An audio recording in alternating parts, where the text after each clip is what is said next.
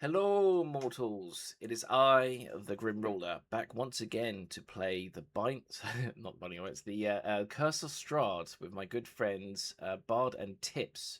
We still, Hello. hello. We still don't have coffee at the moment. She's away on holiday, exploring the world as people do. But she'll be back next week. Same bat time, same bat channel. But yes, we're back in the game. I'm just loading a few things up, but I would ask, Bard, could you update what happened in the last session? Second. So we started exploring Vallaki. We decided that we were going to go to the temple to get Nina sort of looked at because she's currently sort of afflicted with like ghoulish curse from getting vampire blood in her mouth. And in the process and on the way, we encountered this sort of derelict building that was full of giant rats who we initially tried to sort of befriend to see whether we could ransack the building, but eventually they sort of turned on us, and we sort of fought and killed them, looted the building, and when we got to the church, we found it full of people. Amongst them, the accountant, like Strahd's accountant, was there. Yes. Leaf. Fled from the castle. Leaf. We sort of threatened him because we sort of we know he has sort of quite an unsavory past now, and he eventually sort of ran away. At the church, we met Father Lucian, head priest. He said he sort of happily helped cure Nina, but that his power that was sort of given to him, bestowed upon him by the corpse of a saintly woman, had been sort of waning as the body had been desecrated. He told us that the person he suspected might have something to do with it was this sort of young altar boy who'd recently found out about the corpse. We interrogated the boy, tried to sort of scare him. Interrogated him, yes. Scare him straight. And he told us that he had told about the body to the gravedigger called Milvoy. We eventually speak with Milvoy, who tells us that his master had told him to take a small bone and give it to him. And we sort of tried to track down the master, arrived at his workshop, I think it is. The coffee workshop, yep. And there we discover that he'd been sort of held ransom by, I don't know, some nefarious looking folk, but I don't know if he's told us if they're vampires or not. Not yet. You know nothing other than that that they were dangerous, because Peregrine had quite cleverly disguised himself as the young old boy seeking help, and that he'd offered to basically run away with him to safety, abandoning the house. But yes, it seems to be that they've been coercing him to do their bidding for some time. And yeah, so we sort of tell him, I can't remember how we get him out of the house, but he leaves, and we've entered the house and are now sort of about to start exploring it. Excellent. All right. Yeah, that is where we got to. So it looks like you haven't loaded up on Roll20. Sorry, yeah, I was opening on my sheet, but literally 2 seconds. No problem. I was opening my sheets, Roll20 and everything, and then I started looking at my notes. Okay, I'm in. Excellent. And do let me know if I've got a fan on the moment, because it's very hot where I am. So I've got a little fan. No, nothing's coming through. Brilliant. Yes, back in the coffin makers. So at the end of the last episode, it was just the three of you had now got inside and locked the door behind you. You are currently in the workshop room of his home. You haven't explored any of the doors yet, or really explored the room in general. But when the coffin maker ran, you did hear some voice upstairs going, "Oi, the coffin maker's going for a runner." And another voice goes, "We do not need him anymore. This is fine. Just let him go." And that was voices you heard in the room above your heads right now. And now we're here in the room. And yeah, what would you like to do first? I feel like Loon is already sort of further into the room, so I sort of look to see what they're doing. Yeah, Loon's just picked up a like steak from this table. A shard of wood, a leftover shard of wood. Yeah. Yes. Wise. If you haven't yet, you can add that to your inventory. Oh, I think I did, but I'll just double check. But yeah, I don't know which door we should check out because we've got 2 options. Do we hear anything through either, or smell, or sort of sense anything from the other side of the door? Would you like to roll perception for me to see if you pick up anything? Yes, I would love to.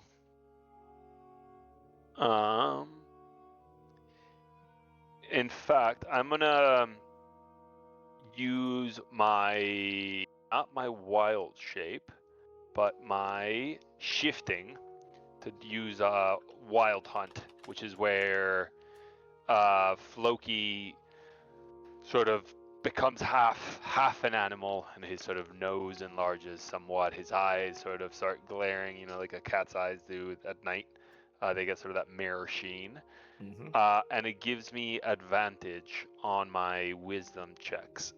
So I will try to sort of sense anything, either through the floor or whatever it is, just try and get as much information as possible. See if I hear steps above or more of the conversation. But yeah, 26. 26, very good number there. Yes, with those enhanced senses, I can tell you a few things. You can hear the creaking of old wooden chairs, as if heavy people are sat upon them. As they kind of shift, you don't hear necessarily sounds of people talking, but you do hear like breathing and occasional grunts. And the sound, which sounds like you recognize it with such a high number, you recognize the sound of someone sliding off a card from a pack of cards and sliding them across the table, and the sound of people picking up cards and placing them into their hands above. Okay. But nothing through either door. No, both doors. There is no sound whatsoever. It seems the sounds are coming only from above. Okay. Well, I'll sort of go over to this door and as quietly as possible, try to open it as slowly, and sort of look through in case there's anyone or anything in there. You notice in this room that there is a table across the way with a lamp overhead. One thing that becomes clear is that the table has some cutlery and leftover meal, just the bare scrapings left on it, with one chair. But the other 3 chairs in the room are caked with dust.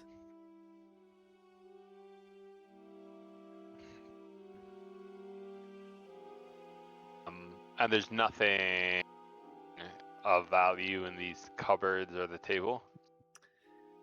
1 second, let me have a look. And you look inside and you do find just various bits of spare kind of wood equipment, various lengths of pieces of wood and offcuts that he's got in a pile labelled may be useful in the future. You also do find there is a crowbar in one of these chests if you wish to add that to your item set. Sure. Can I investigate the window? Because he said he had some booby traps on it. Yes, you can. Would you like to roll with perception or with hand? What's it called? Sleight of hand. Sleight of hand. Yes. Yeah, I reckon I'll do a sleight of hand. Okay, please do a sleight of hand check. Oh. Wait. 2. I had inspiration. I'm gonna use it. Okay. Oh my god. 7. It's a very good thing you re-rolled that, because anything less than 5 would have triggered the trap. Instead, instead, what's happened is you've raised your hand up, and you've got your hand now entangled in a bit of kind of very thin wire. That as you kind of look at above, you can see that there are some bottles of alchemical fire attached to them, and that if you were to pull or break the wire, it would then drop and set off a fire right next to you. Okay, With this situation, you're going to need a second person to help you extract your hand, Oh, so shit. you don't trigger it. Buggy. Actually, Peregrine's more sort of better, sort of more like finely motor skilled. So he's sort of seen traps like these before. So he'll try to like do not move a muscle. And he very, very carefully tries to sort of like hold the mechanism in place such that he can extricate the hand. Would you like to use your special ability to give yourself advantage on this roll? You know what? I reckon he won't need it. Okay. I reckon just a sleight of hand is all I need. The 14. Yes, your Still pretty good. +9 sleight of hand is very good. Anything lower than 10 would have triggered it. But yes, you do manage to kind of unpick the cable from his wrist. Looking at the device, it seems to be that it's been very well made. As a person who's good with his hands, the coffin maker has done a good job with this device. It would be almost impossible for you, even with all your skills, to get the bottles away from the window. Okay. But yes, you do now know that on the inside there are alchemical fire vials attached to the top of this window, and possibly others. Interesting. It's good to know. Yep. It looks like this door might connect to the room that the other one goes into. Yeah, I reckon. After you. Okay. I'm gonna be equally as stealthy. Could you Oh roll my God. me a dexterity saving throw, please? Oh shit, okay. Oh god.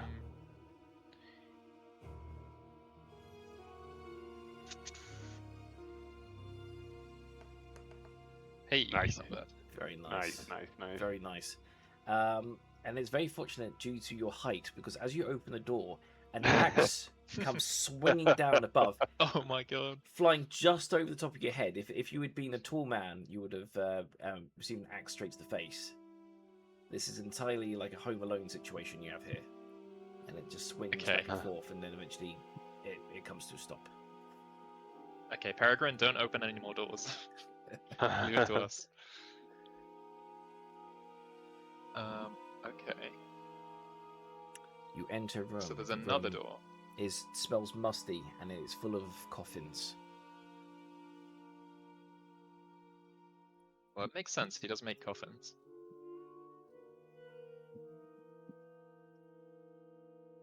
Any of them look open? None that you can see. Okay. Well, there's no reason to think there's anything in them. No reason, of course. No reason at all. Yeah. I'm gonna crouch down and pop this door open over here. All right, I'm going to give you a dexterity chance with advantage. Oh god, okay. I'll just roll it twice.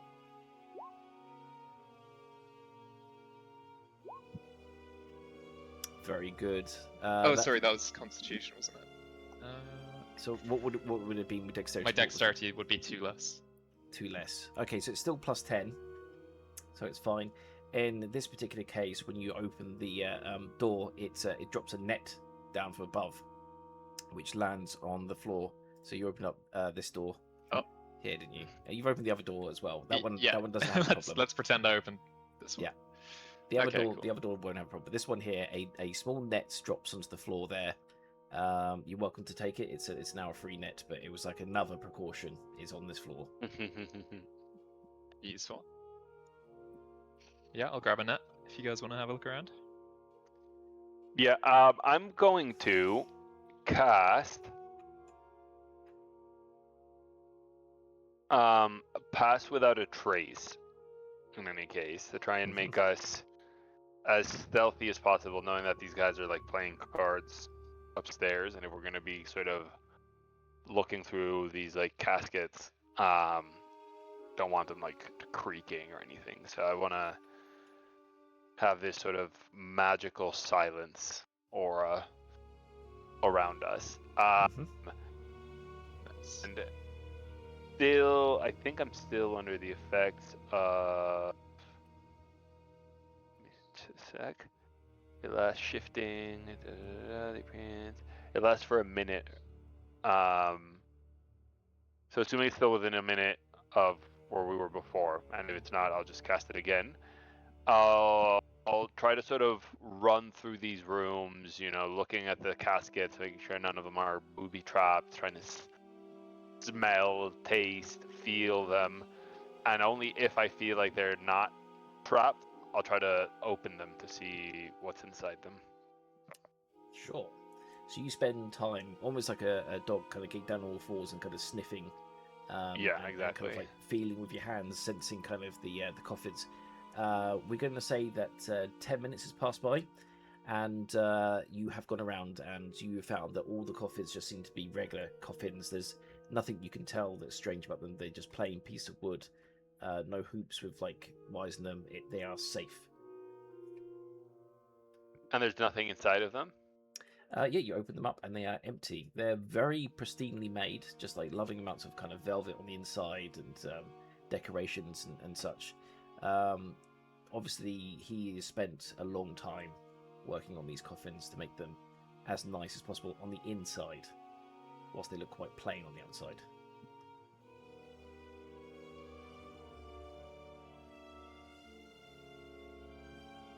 Okay, well, I guess there's only one way to keep going.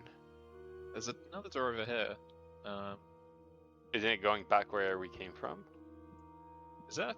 Oh no, I think that's the door to the outside. Yeah, you're right. You're right. Oh, no, I hadn't seen that one. No, I think it goes outside.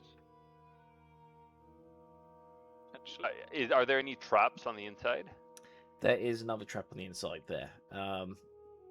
This one is a shotgun that's got a cable on it, so if someone were to open the door, it would blast through the door and shoot anyone that's on the inside. But now that you've seen it, and it's quite obvious, you can just take the cable off the firing pin. Take the shotgun? The shotgun is like an improvised shotgun, so it's not like something it would fire once and it would fall apart. Okay. But you could take the shotgun shells if you like.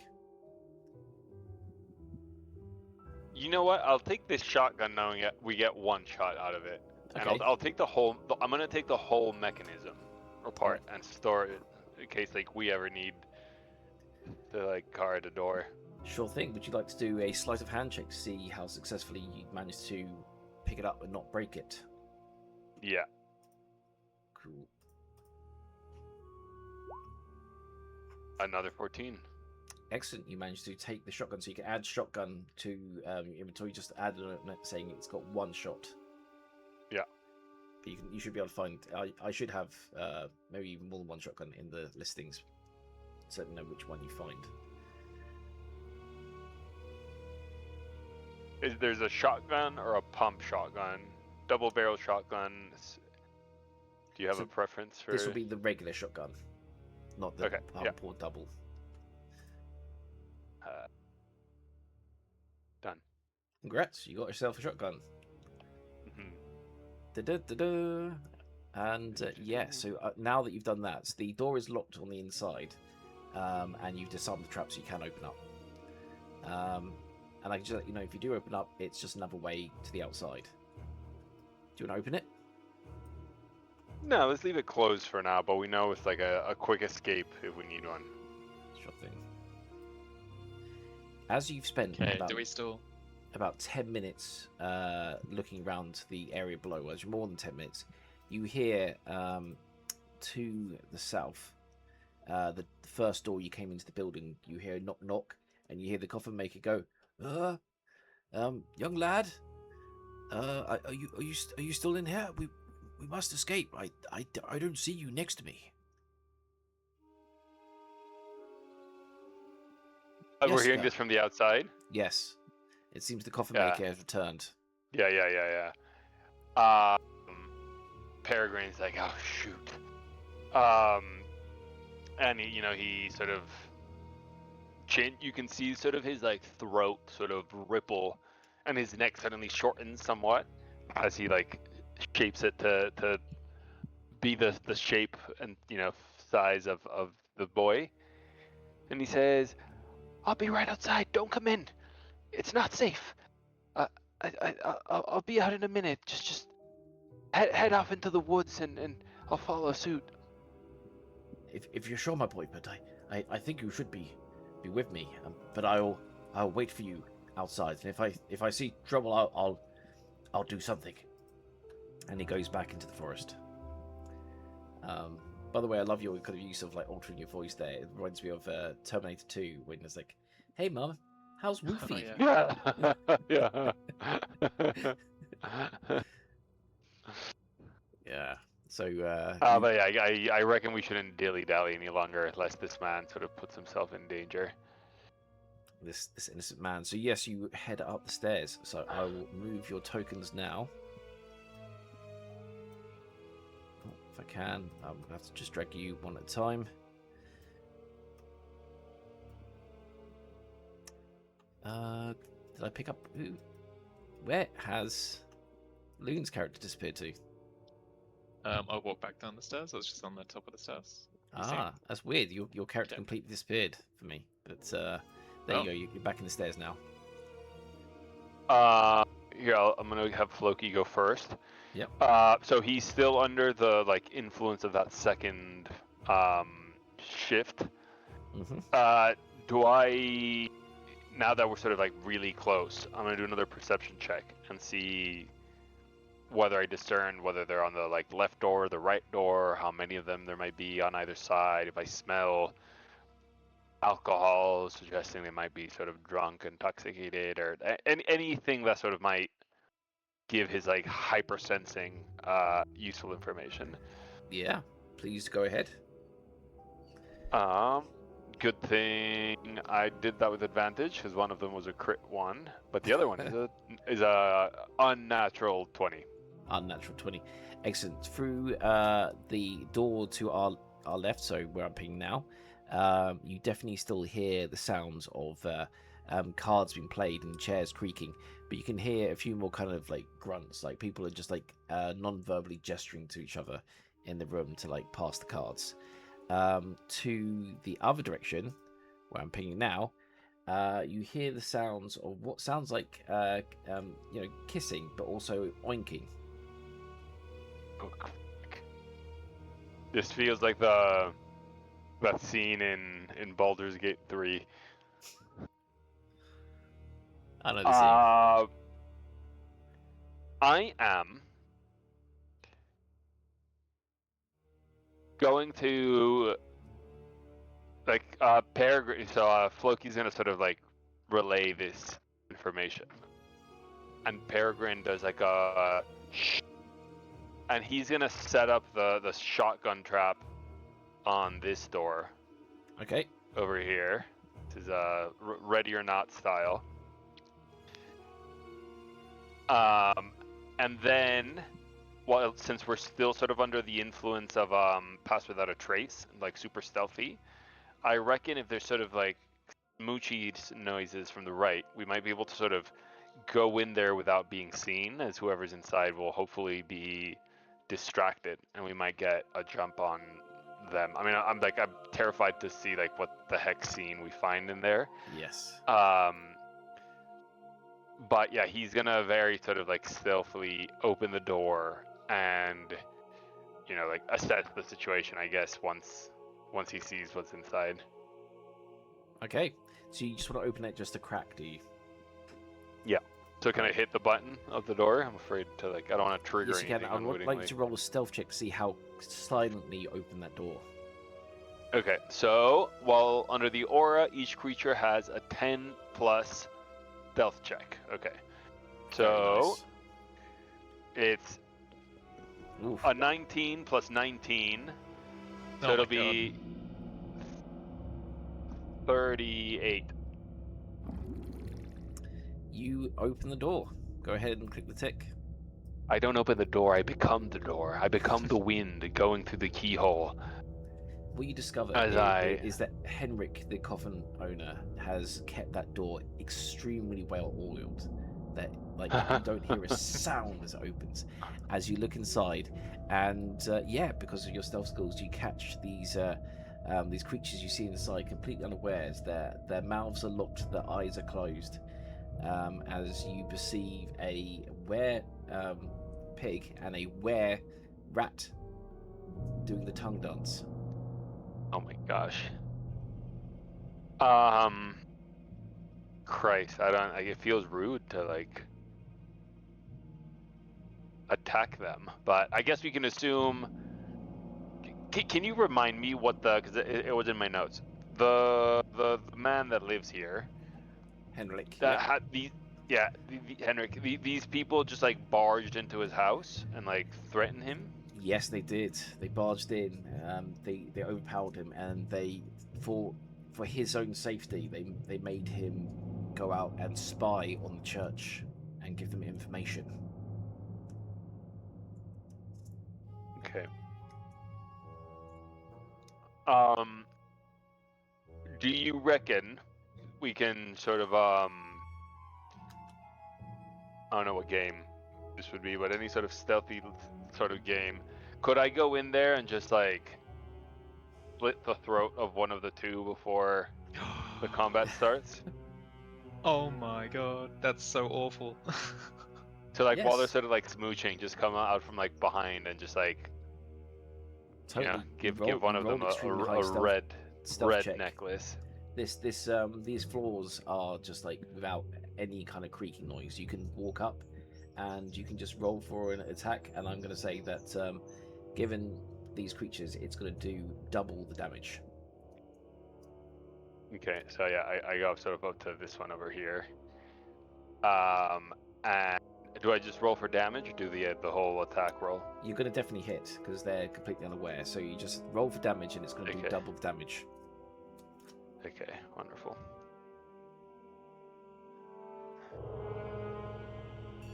Oh, not very high. At 14. 14. And what weapon were you using? The rapier. Yeah, just a rapier. Okay. Not one of your silvered weapons. No, one of my silver one. I should have, knowing that there were creatures. I didn't even think about it. No, I just went for the first one I saw. 28 damage to this poor creature. So I'm going to just minus 28 as you slide your blade across its neck. It yells and gurgles at the same of the kind of rat creature it is, as it regurgitates blood that comes flying out of its mouth into the mouth of the other web.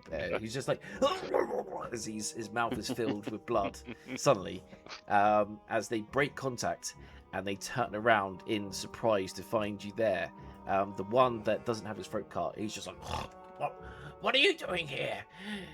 Guys, help me! Intruders! So, I would like everyone to roll initiative, please. Holy shit. Okay. Oh my god. Ooh, a 20. 20.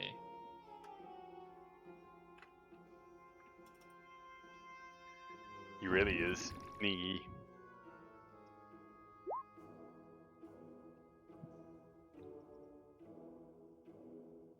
It's cool that we can see each other's rolls on. Yeah, I like that too. Yeah. On D&D Beyond. Yeah. And because we each have different dice, you can sort of tell who rolled it. Yeah. It's a very good feature, which unfortunately no one at home can see because it only appears in our Roll20. I know. Yes, I know. There's so many features that wish you could like combine together in this. Get the dice to appear in here. So let's just check this one. Yeah, and then you got your friends in here who are going to roll with disadvantage. So let's just do initiative. Okay, it's 14 for him, but that's going to go down to 7. Is the were-rat still alive, or did it die? Oh, it's very much still alive. It's not even bloodied yet. It's gushing blood, but it's not bloodied. And then we have this last guy here.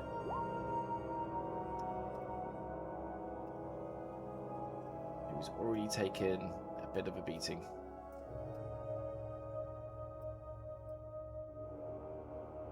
All right, got everyone arranged. So you have triggered the kind of alertness of these creatures. The first thing that you hear is just someone goes, "Someone has come to take on the revolution! Men, to arms!" Oh, no. As this door now opens, this is the door that you trapped, wasn't it? Yes. Yeah. Floki. So yes, would you like to roll for the damage? Yes. Because it's gonna hit. Yeah. Second, and then I need to remember to get rid of the shotgun.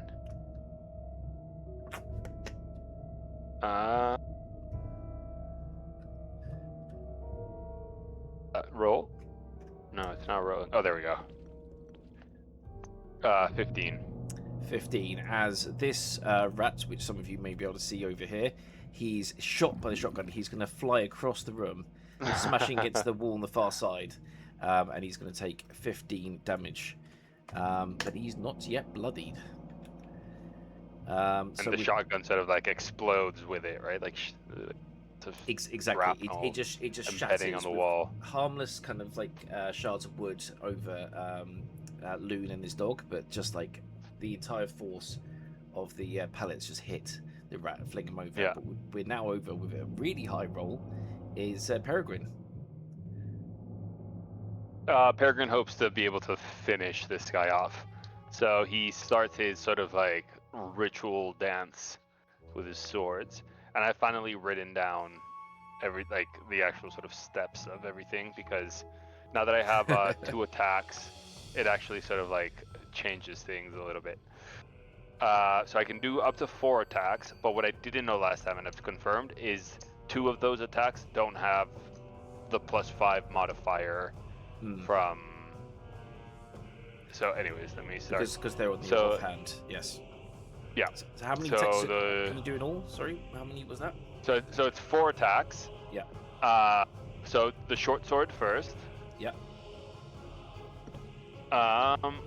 And that is silvered. It's a 19. Oof.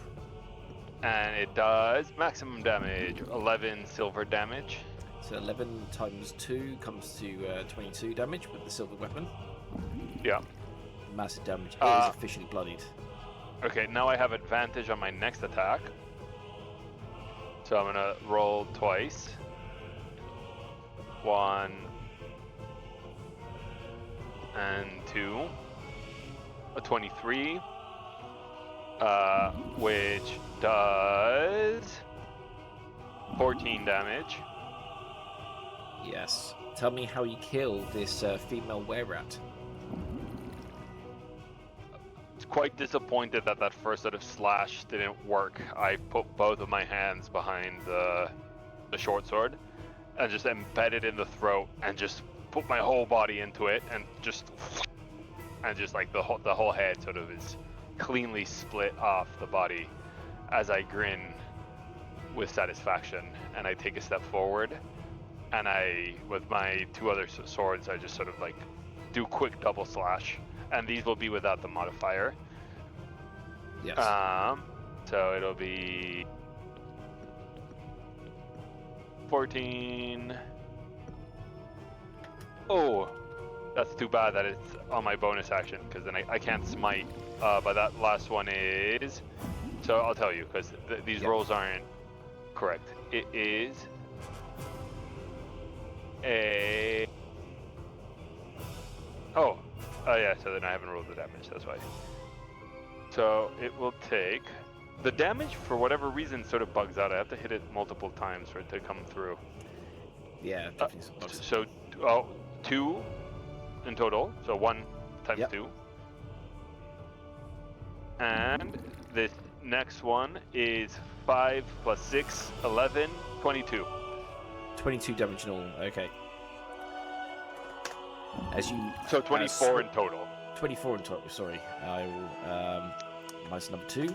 As you swing your blade across, cutting across it, the wereboar screams and he goes, "My wife! You killed my wife!" He's got roars of the blood flying off his chest. He is not yet bloodied. The revolution will not be televised. What is television? Blow his mind. Yeah. But that'll be it. I'll end there. Fantastic. Peregrine coming out with the big damage that he's built for. The min-maxing is strong with this one. The were-rat who was I'll next sit there. is... I'll climb up to sort of like these like wooden bars and end the turn there. Just make Yeah. a little bit of room in the room. So she is unfortunately gone. There we go. So it's over to one of the wereballs. So in this opposite room, which now Loon can look into, you can see that there was the situation of like multiple werebeasts all around the table. It's a bit like that famous painting of the dogs playing poker, but instead they are were creatures. Classic, absolute classic. As the first one who just stands up and it's just like as he gets up, he's a wereball and he leaps over the table and rushes in towards Loon coming in for the attack. So let me grab this. Is which wereball? It's this wereball here. He's going to go in with a multi-attack. So he takes 2 attacks. One will be an attack with his tusks. And by the way, his tusks are also how he can pass on lycanthropy. So the first one is the maul. So a 10, I assume, does not hit. Nope. So he comes in with a big smack of the hand, but it flies over the top of you. He wasn't expecting to be so short, but then he's going to come with like headbutt tusk attack as 23 hits. Yep, that definitely hits. 23 hits. We go with the damage first. You take 7 piercing damage from that attack, or slashing. Oh my god. Slashing damage seems to be here. Yep. So once you've taken the damage off, you then need to roll a DC 12 Constitution throw. Hey. Yay. So he managed to slice you with his tusks, but he didn't dig in properly to inject the lycanthropy into his body. But that is his attack, and then he's going to move up. So he's still... You don't get an opportunity attack, he's just getting to the side over here. But that is his attack. We then move on to the next were-rat. This is the one that took the shotgun shells to the chest. He kind of climbs back up, pushing away the rest of the bits of wood from the chair that he blasted through, as he's just going to come storming towards Loon as well. You're in a tight spot there. Where's Floki gone, by the way? He's directly behind me. Ah, I see. Yeah. So it comes in for another rush. It's going to be another multi-attack. He goes again with a...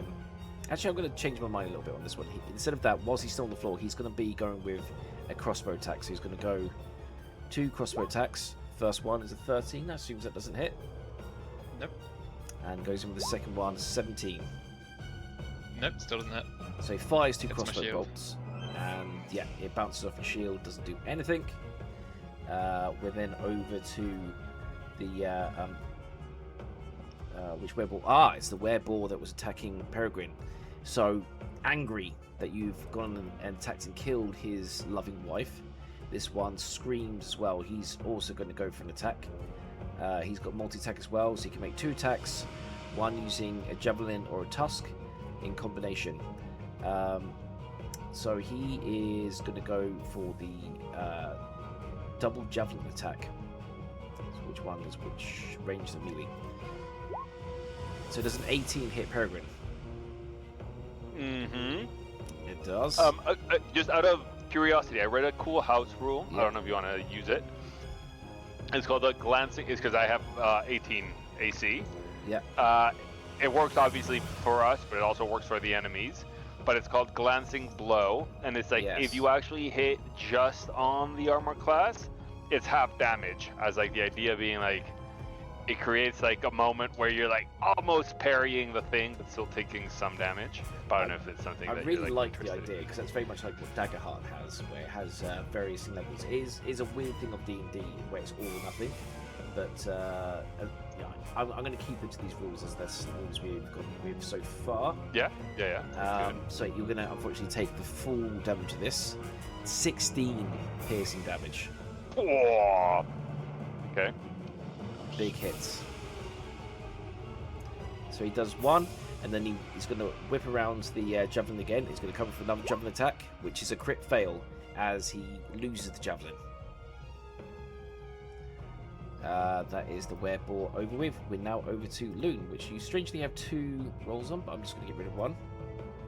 There we go. Do I only have 1 on mine? I only see 1 too. I've got rid of it now. Weird. There was 2 on my screen, but yes, it is now over to Loon.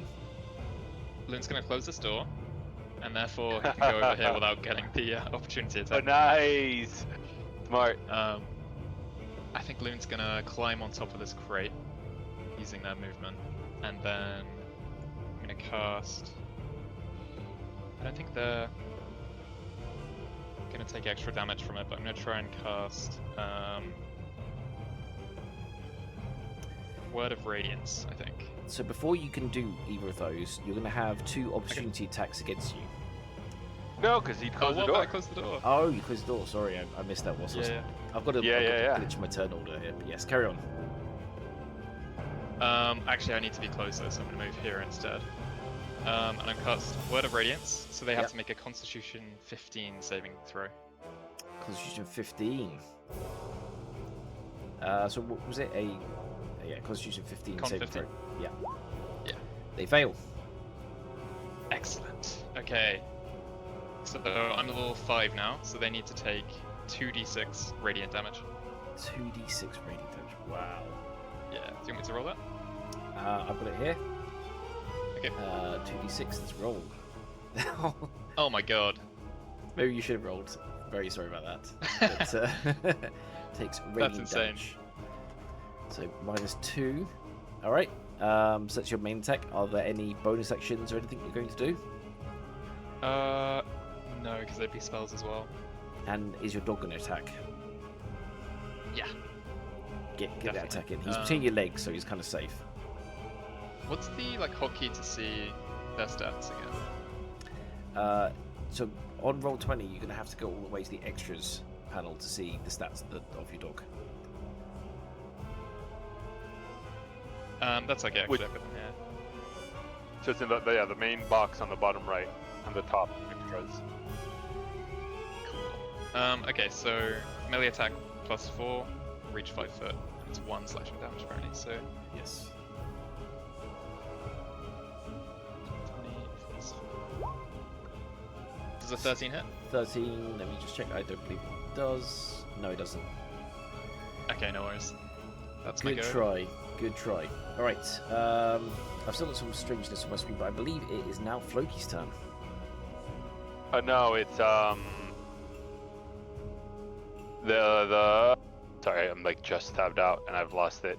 It is the sort of chonky look. I can't actually see the token. Oh no, it's gone. Never mind.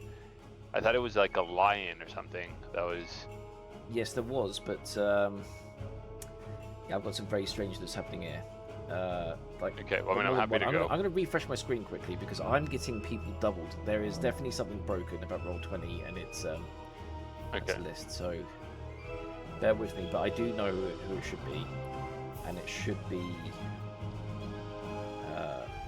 See, because Peregrine, you're Here, I think it might be the Peregrine's on tiger? 26 and 9. Okay, if it's the tiger, if it's the were-tiger next, and number 8. I guess you guys can see the screen better than me. Yes, you hear a roar as he leaps across the room. He's going to bust open the door, and he's going to come in, and the first person he's going to see is going to be Floki. So he's going to come with that attack. And let's see, he has multi-attack as well. In humanoid form, the were-tiger can make 2 scimitar attacks, or 2 longbow attacks in hybrid form, and one of these can be a claw attack if he wishes. So he is going to go with the 2 scimitars. So he comes in, he's pulled out 2 blades, 22, does a 22 hit. Yep. As you take 6 slashing damage. Okay. And then we have the second scimitar, 13 assume doesn't hit. Oop. No. So it's just the 1 slashing damage. But he's going to move on, so he's still within range of you, but he's just getting into a position ready to take on more people in the room. Excellent. And is it now? I assume it's now Floki's turn. The were-boar in the original room. The wereboar's he's already gone. In front? Okay. It's so broken on my screen, we're gonna have to probably reset the thing. But not the were-boar that's playing poker, but the were-boar that was smooching. yes, and I've already done his go, I believe. Have I Okay. not? Yes, I've already done his go, so he's already had a go. Okay, so then it is Floki's turn. Yep, and then it's the werebears. Yeah, so as the tiger roars at Floki, and Floki roars back as his Nice. head just becomes the head of a lion. If you can sort of bigify him, please. Sure can. You're barely going to be able to fit this room. There we go. Yeah. In fact, I'll make you a little thin, a bit more like the shape of a line. I'm stuck in the walls, unfortunately, so I can't actually sort of There we go, there we move go. at all. Okay, as I will. Where is the bear exactly? What tile? Can you move the guys in the room to like proper squares? Because they're sort of like Yes. in between squares. Yes, so he I would just be wanna see here. what- He would be right here. So he hasn't entered into combat yet. Okay. Floki is going to cast. Let's see. Moonbeam, Oof. which I was trying to share it. Is it there? Yeah, I see No. it. So Um, it's DC 16. so as a reminder, no, but that's not what I wanted to do. I wanted to share the description. Is it? Yeah, there we go. See description. So 5-foot radius. So it's a circle that is going to fill that space there. Ah. Yes. Every creature inside needs to do a con saving throw. Yep. Let me open up. Come on, give me the sheet. There we go. So con saving throw for this first one. He fails for the bear. And we have this one as well. It's so weird that it's not giving me. Roll20 is acting very weird today. He's also going to do con save 13. So both of them fail. Okay, so both of them revert to their human forms and take 10 radiant damage. Jesus. So I'm going to give a little note on here. What is a good icon for this? I think this It's like a little human heart sort icon. of. Oh yeah, that works. Yeah, that's perfect. Oh, that's perfect actually. Yeah. Yeah, so little heart as they're turned back into human. This causes, because they are more along in their process than other creatures, when they revert back to their humanoid form, they just have half the max HP, so everything's kind of halved. So very good for you still. As they turn back. Will it let me? Let me actually. There we go. So he's going to have 600, so it's be 67. 6-7 health. 6-7. And that's before he yeah, takes damage. That one is. I take 10 radiant. It's 39. And what is the damage? 10 radiant. 10 radiant, which I'm going to take down to 5 because that was during their transformation. So that makes it 62. And this one here, who also is acting weird, he's going to go down to 34. Just let you know the numbers there. They've taken big hits on that. That's powerful stuff. As they've taken the hits. Okay, that's your main move. That's my turn. Fantastic. Okay, with that over with, it is now over to that werebear. The werebear who's going to, he's going to move back away. And the werebear's stats here. He's going to turn back into his full form again. So he's going to take his health back all the way. It's 120. Yeah, okay. As he converts back, he's then going to run up here and open the door, and he's leaving the room to do something you don't know about. And that's us back round to the beginning of the turn order again with what should be Peregrine at the top, but we've lost it, so I'm going to put that back in. You had a 29. 26. 26. I'm still 26, there on 29. my screen. It's weird, but yeah. Either way, I'm getting some weirdness on my side, but it's your turn. Okay, I'm gonna move there and flank the guy. Yes. He's definitely flanked. He's not looking that way. Yeah. And first attack. Oh, is a crit one. I'm gonna use my lucky, which by the way, I just finally. I know Floki backwards and forwards. I do not know Peregrine very well. I was finally freaking reading everything with time, and I realized that I have a feat that I've never used with him, which is lucky. That lets me 3 times a day re-roll a d20 of mine, or force an enemy to re-roll an attack of theirs. It's a very powerful tool. Yeah. They used it a lot. Yeah. So that's. I'm gonna roll again. That's the whole point of that spiel. Action. Heroic inspiration. Go for it. On certain things, and attacks. But yeah. 17. 17. Let's see with this. Is this guy here, isn't it? And This one here.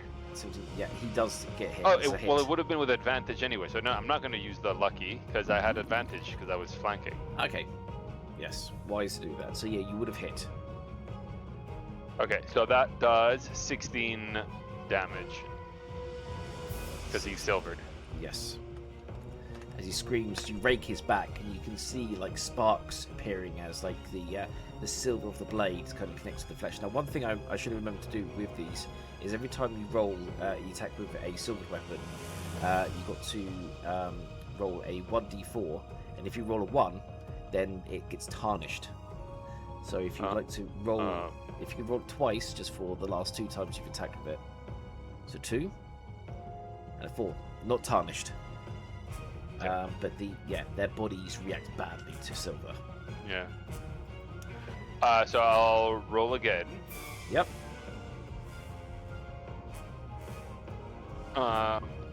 This time with the scimitar,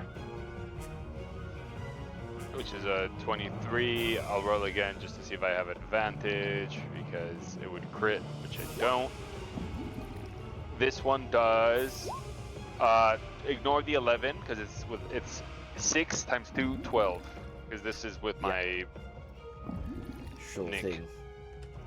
You have officially bloodied him as he kind of spits kind of smoky blood into the ground, which has been affected by the silver.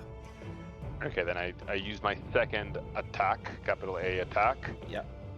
Which is And a that crit one? 1, but luckily I get to roll with advantage, which is a 25. Hits. You've rolled 2 nat ones Wait. so far. That's crazy. Yeah, which does 18. 18. And if that doesn't finish him, I hope that the next final attack will. Yeah.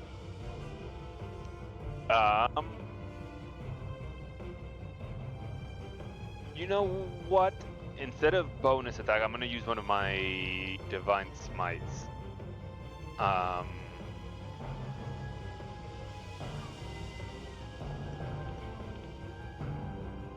Which does 9 radiant.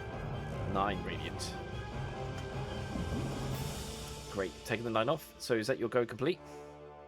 Yeah. Is And he one- still standing? He is still standing, and one thing I Oh, forgot to do motherfucker. at the beginning of this term, because they are were creatures, and one of the advantage were creatures they have is regeneration, so I'm going to do that regeneration now. Okay. And wait, if he's still standing, I will use... God, fucking paladins, they just, like, never end. Yeah. I am using my class feature with my channel divinity. Yep.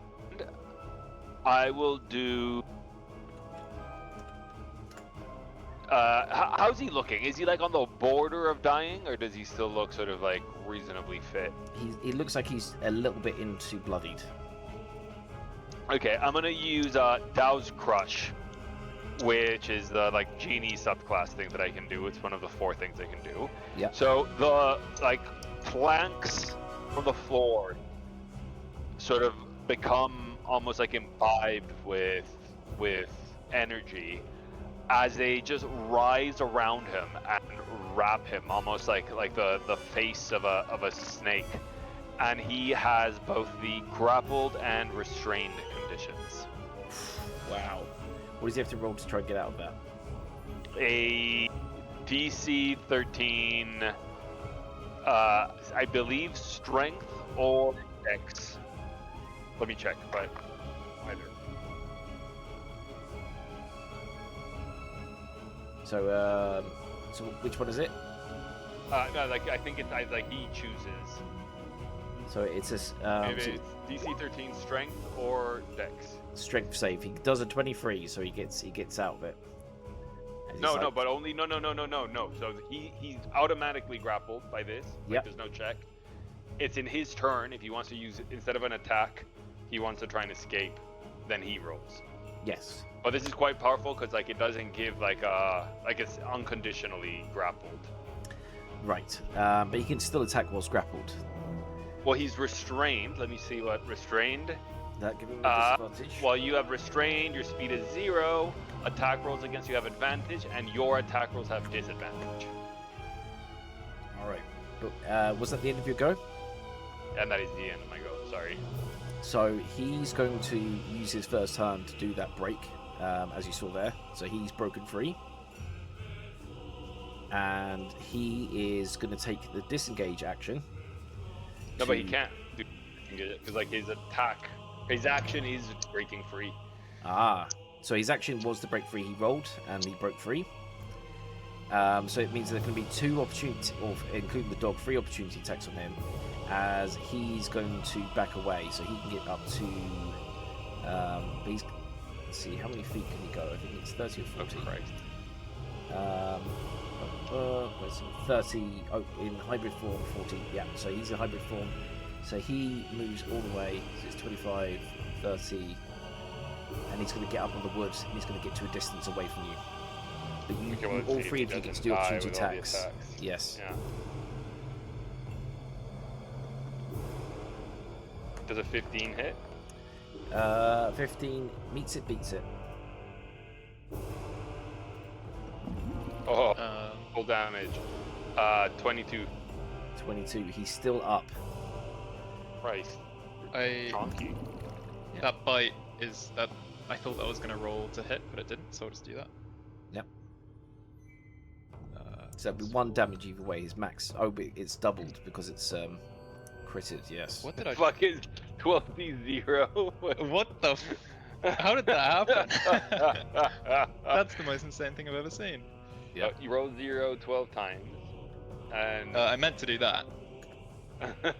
Did that actually just happen? Because like, oh, 12d0. I'm an idiot. Okay, yeah, no, you're right. I thought that was 12d20, and I was like, that's so unlucky. No. So that Does Loon hit with a 25? Loon hits with 25. How much damage was it? That would be. It was a crit. Ooh. It wasn't. 5 It was plus- Hidari's bite was the crit. it's 5. Loon was a 25. Oh yeah. So. Oh no, it is a crit. The Mace of Terror is 20 plus 5. Oh, it is. Okay. I don't know why it doesn't show as a crit. So it's max damage plus whatever the roll is. Yes. Let me know. Surely that kills him. Let's see, it's 1d6 plus 2. So it would be 8 plus 1d6. 8 plus 1d6. Do I roll the 1d6? Yes. Nice, almost max damage. So 8 plus 15 Or sorry, 8 plus 5. Sorry, 8 plus 5. But is it silvered or no? It's No. not. It's not. Okay. It is still 13. kicking, though. You are so close. What Come the on. hell? Yeah. So that's it. So you have hit him, but he's running scared. That's his go done. So we move on to the were-rat, who again pulls out his crossbow. He's going to get behind the table to give himself half cover because he's a bit nervous about these attacks happening, and he's going to shoot at Floki. So hand crossbow 1. A 13 doesn't hit. Does a 19 hit?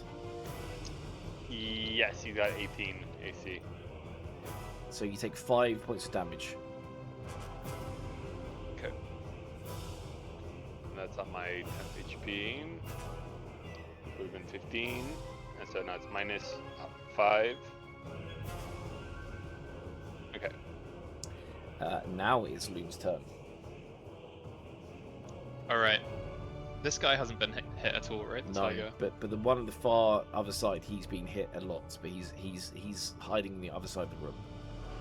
Yeah, I can't even see him. The only thing is, to get to him, I'd have to take a opportunity attack. Yes, you would. But maybe he's going off to warn someone, so maybe it's worth it. Yeah, you know what?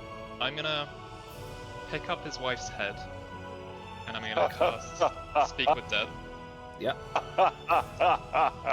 and then I'm gonna run, and I'm gonna take the opportunity attack. Okay. Love Excellent. that. Excellent. All right. Oh, Floor it's attack. so grim. 8 does not hit. You run as the swipe Oh, goes yeah. flying over your head again. Oh my gosh, that is so grim. Excellent. Well, Can I yes. Love Lob it. the head Brad. towards him. Yes, you can. This is my full movement. Brilliant. So you're going to lob the hand towards him. Can you roll a dexterity check for me, please? See how accurately you throw it. I can. Is that a saving throw? No, it's not. It's just It's a a check. So it's the left of the saving throw. left saving throw. Oh, it's different on Dimension 20, so I'm looking at Roll20. So yeah, it will be the same. Oh, I fumble. Oh no, I'm naturally lucky. I did it again. That's cool. Yeah. And I'm gonna ask it, do you love this man? And then I'm gonna throw it.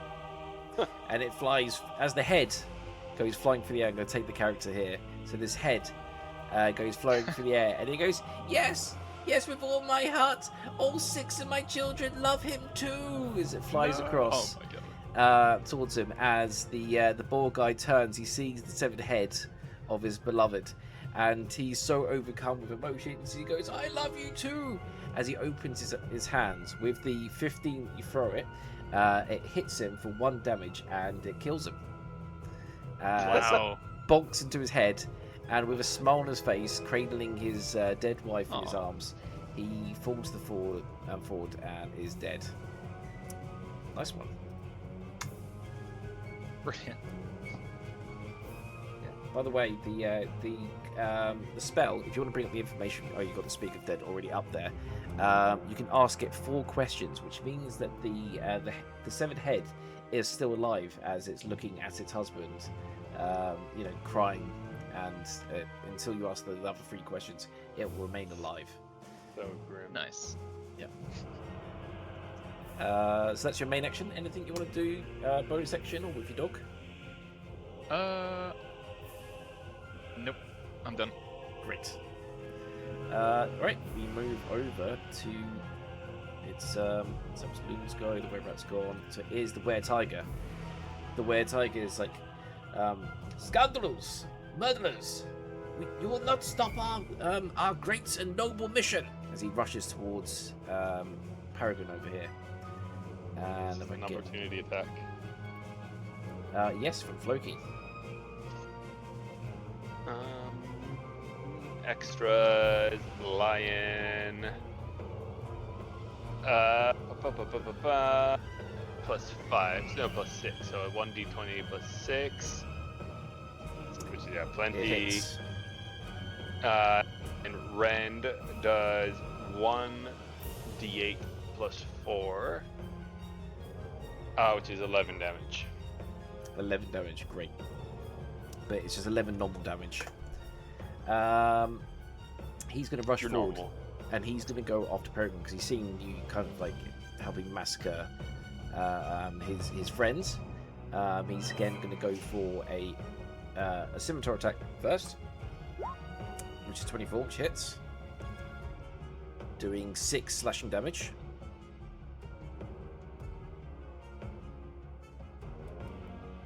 And the next he's going to go for a bite.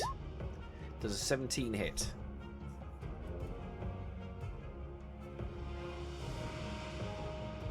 Oh, it's a Peregrine. Sorry, I thought it was to Loon. 18 okay. armor class. 18 armor class. So you do take the first 6 damage though. Yeah. Okay, as he goes in to go bite, but like the teeth clamp onto your arm, onto the kind of level of your armor, as he tries to pierce you with his teeth, but he can't quite do it. But that is his go over with. It's then on to Floki's turn.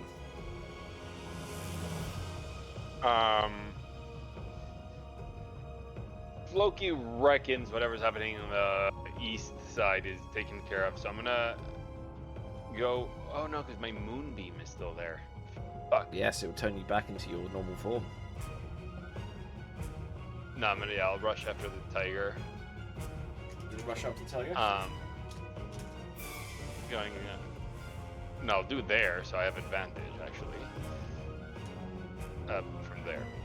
And I do. So it's a multi-attack. So.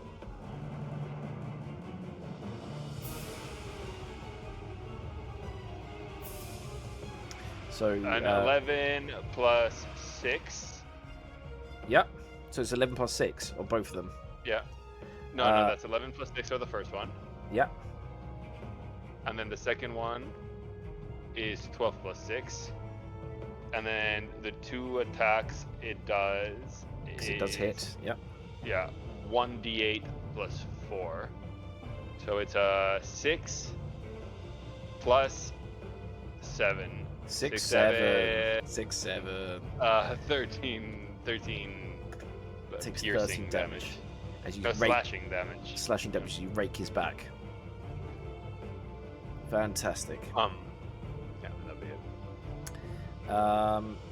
Yes. So with that, they've done the attack, and we're now over to. We got first of all, there is the wereball that was in the field. He's going to have to roll, otherwise he's going to get attacked again by the field, isn't he? By the moonbeam. Yeah. Moonbeam. What's the roll again? It's a Constitution. Moonbeam is con 16. Con 16. So he doesn't make it. So he takes another to roll the damage. Yeah.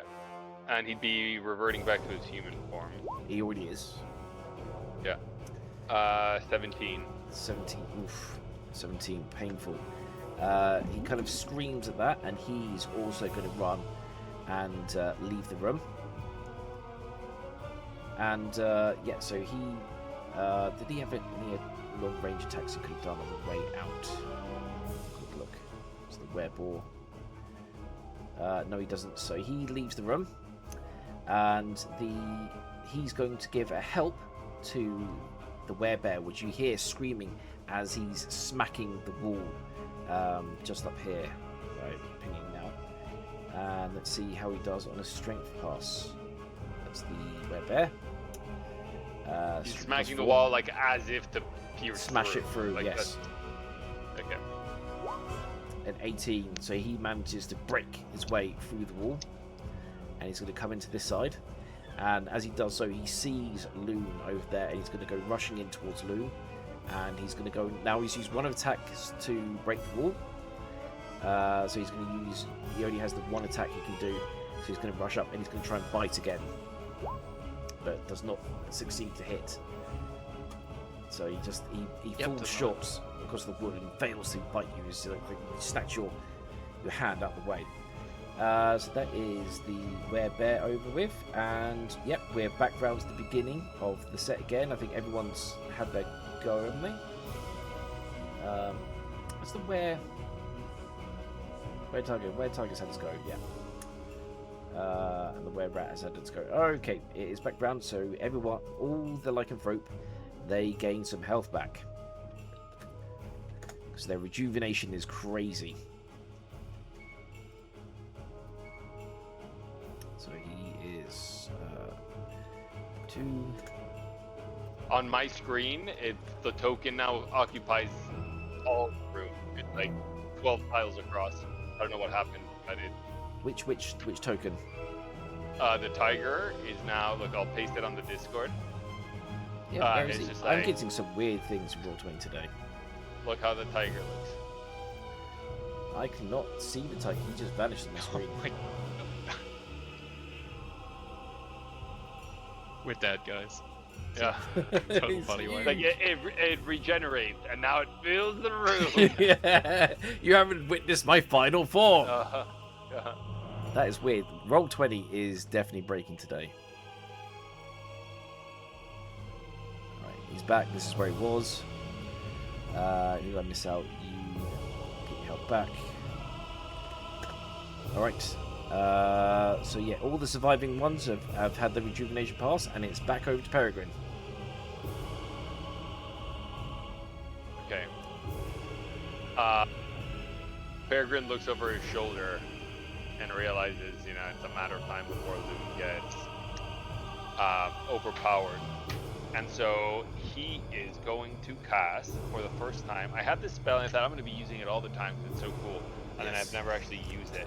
But I think it's because, it's just a bonus action. Oh my god, I thought it was an action. This changes everything. Changes everything. This changes fucking everything. It's called Compel Duel is great. Oh, that's so cool. It And is so a top I tier spell. turn towards the bear. Yeah. And I unbutton 2 more buttons on my shirt, and I just start flexing at it. Just like, and all this massive tuft of hair just bursts out from my chest, rivaling his. And so now, if he attacks anyone other than me, it would have disadvantage, I believe. Yes, because there's no saving throw against it. Yeah.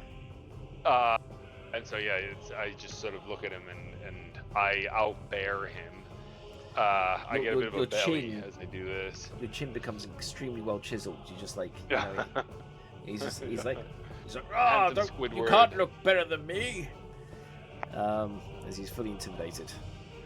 And so since that only uses my bonus, I thought it was an action, and so I was always like, God, no, doing damage is gonna be so much better. But yeah. Okay, so I'm gonna keep beating on the tiger. Is the tiger looking at me or at Floki? He's looking directly at you. Okay.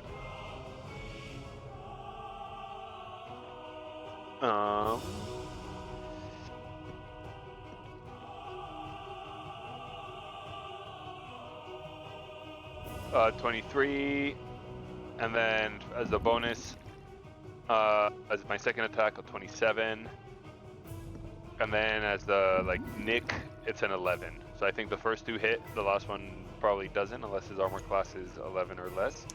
No, it isn't. So it's the tiger. Just the first attack hits. The first 2, the 23 and the 27. Yes, the first 2. I'll let you know. His armor class is 12. Okay.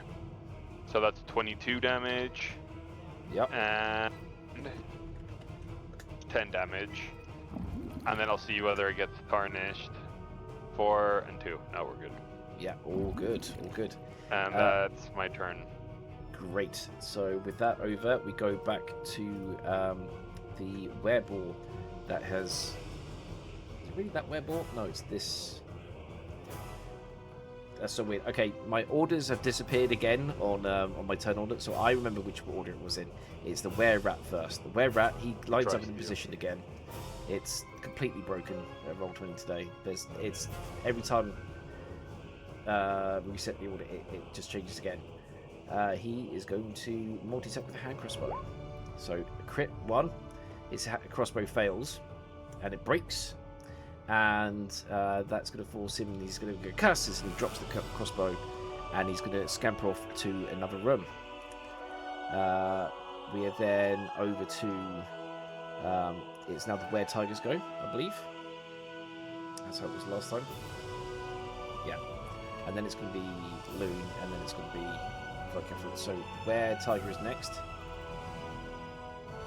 he's focusing fully on Peregrine as he goes in with the first scimitar attack, which is 12, does not hit, and does a 16 hit. Nope. No, so he goes in 2 slashes, but you're just so bimbly, you manage to avoid getting hit. And he's getting very angry at the moment. Yep, so he has done that move. Then it is over to Loon. Okay. Loon is going to grab this werebear with both hands and cast Inflict Wounds at level 2. So that's a Constitution saving throw of 15. Yep. Nice.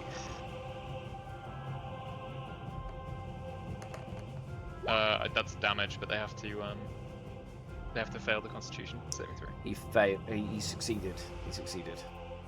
Oh, okay. In that case, does he take half damage or is that none? Surely it's half. Half as much, yeah. So that would be 6 damage. So he takes 6 damage. All right. Yes. Oh, and it's necrotic, so I think doesn't that decrease his max? No, only does it if it says it has that ability. Not all necrotic damage does that ability. Just like special creatures and attacks can do it. Okay, got it. If he had a weakness to, if he was like an angel type creature, then he'd have a weakness to necrotic and it'd do double damage to him. Okay, that makes sense. Yeah. So he takes the 6 damage. All right. So that's the first attack. Anything else you're going to do? Yeah, I'll hit him with my dog as well. Great. So that's a 1d20 plus 4 to hit, and that's a miss. That's a miss. Yep. So And that's my go. That's your go. I'm going to say it's going to be the werebear's turn next. He is intimidated. He's now turned around completely to look at Peregrine as he's like, "You cannot be hotter than me!" And he's going to rush in. You're going to get an opportunity attack, Loon. Oh yeah. Does a 22 hit? 22 hits. Oh yeah. And then with my dog. 20 plus 4. It's a 14 hit? 14 hits. Oh hell yeah, that's 1 extra damage as well from my dog. So is it 15 in all? How much damage? Was it 3? Yeah, Was 15. was it 3 bludgeoning damage? It says here. Did it only do 3? Yeah, the bludgeoning damage. Oh wow, so it's you 4. rolled a It's 4 0. damage in total. It's 4 damage. Okay. Wow. That's But insane. damage is damage. As he's going to go rushing in, and he is going to go after Peregrine. So again, he gets the double attack. But in his hand, he has a great axe. So he's going to go for the first attack, which is 24 that hits. That's 16 damage. Ooh. Big hits, big hits. And then he's going to go for the bite attack. Which again, Jesus. just about dodged. As he's just like, you're doing such a good job of like getting the dagger in his jaws so he can't bite down. But we're now over to Loon's attack. We're back to me already. So not Loon. Sorry, Floki. Floki's attack. It's Floki's turn. Okay. Loki is, and I was reading over this spell because I've never cast it before, but I'm pretty sure my interpretation is correct. This is conjure animals. So Floki sort of roars as these vines sort of emanate from his throat, and in the air turn into this tornado of vipers and serpents and cobras. And so I conjure, I'm going to read the whole thing just so we're all on the same page. This is the first time I do it. You conjure out nature spirits that appear as a large pack of spectral and tangible animals in an unoccupied space you can see within range. The pack lasts for the duration, and you choose the spirit's animal form, such as wolves, serpents, or birds. You have advantage on strength saving throws while you're within 5 feet of the pack, and when you move on your turn, you can also move the pack 30 feet to an unoccupied space you see.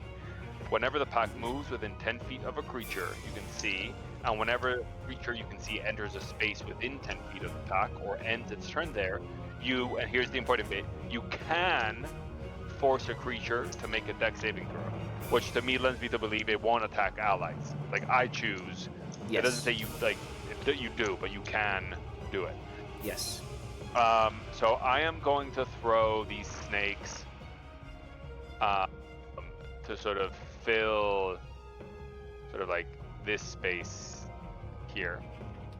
Interesting. So I'm going to see if there's an asset, 3D asset I can use for that pack of snakes now.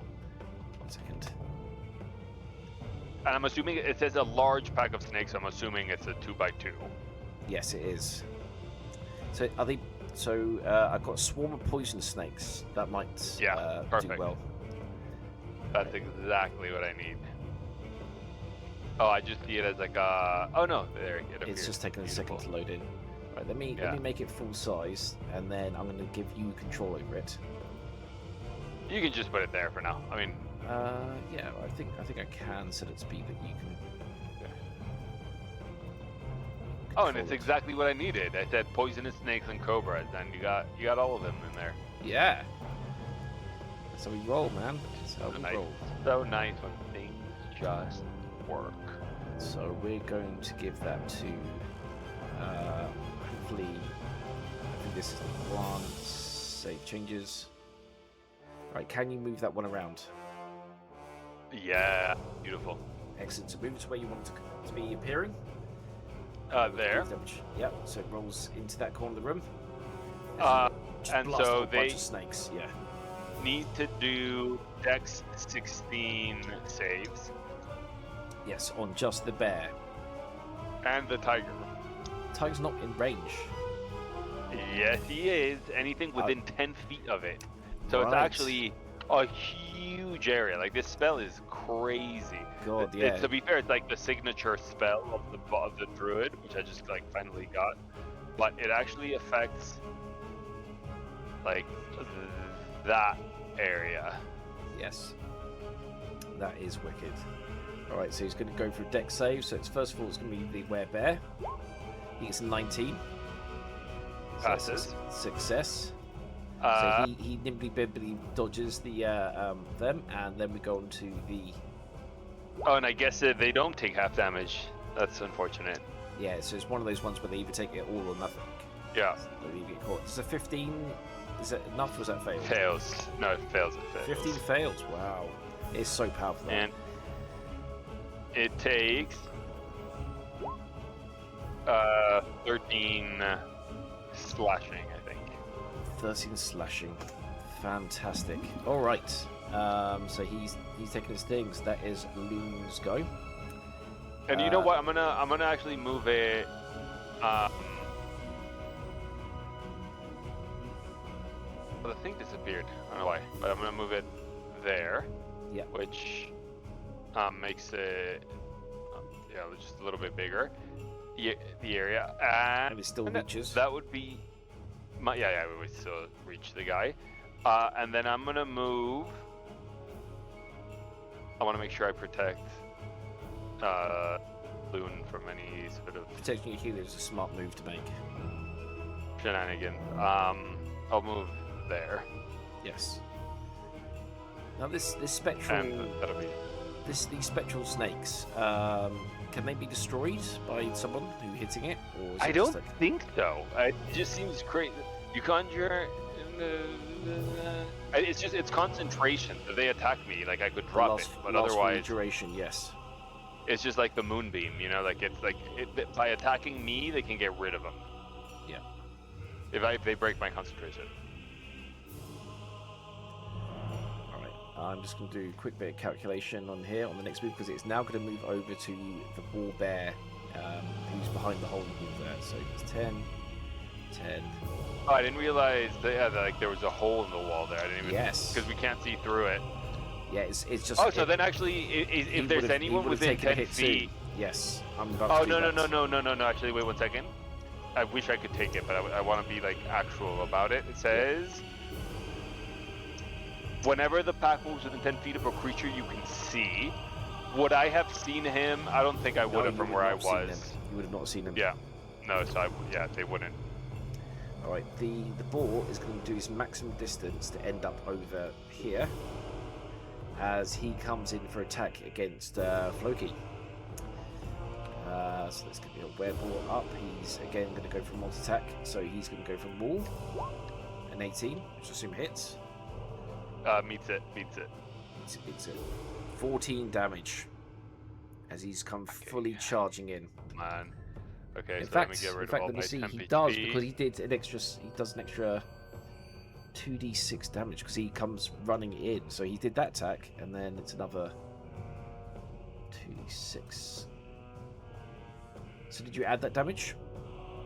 So I've already taken off the damage. Yeah. So it's another now- nine damage. Another 9? Another 9 damage because he did the charge attack, running in Fucking from hell, distance. And then it's onto his second attack. What? Yeah, he gets multi-attack. As he's going to go for a tusk, so he's going to try and infect you. It's another 18. Can you infect a shapeshifter with more shapeshifting? Let's find out. Well, you take 7 more damage. Fucking hell. And I'm infected. You have to take a DC 12 Constitution saving throw to see if you get infected. Oof. Yes, you're not infected. But here's a good question. What happens when a were-person gets were-infected? But it's been a brutal set of attacks, hasn't it? So that with the wereball, he's the last one on the order. It is back round to Peregrine.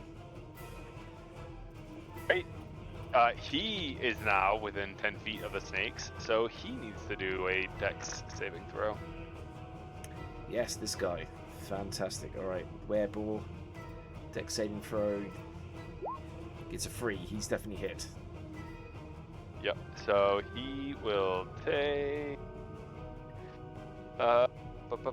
Conjure animals. 21.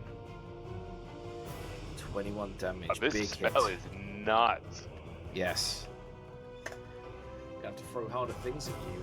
Oh wait, and I need to do no. But before he does, I need to see whether it breaks my concentration. It does not break your concentration. No. Very good. Keeps the rules. But yeah, he takes 21 damage. Done that. He's taken it off, but he's not bloodied. In fact, it's the beginning of the new round. How are They these just were remembered- creatures looking? 'Cause I feel like we're looking pretty fucking rough. Are they looking rough?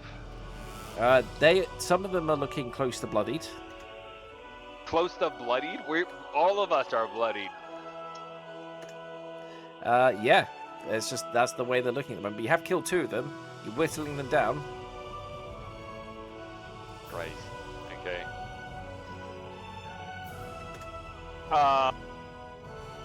Okay, so it's Peregrine's turn. Yep. Which one of the 3 Jesus that are surrounding him looks the weakest right now? This one over here, he looks like he's spitting a little bit of blood. Okay. Peregrine will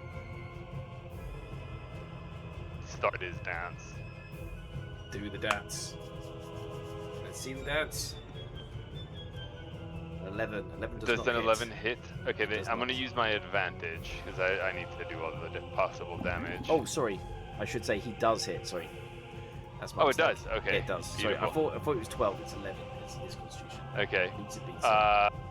Well, So that's the first and the second attack hits. yeah. So it does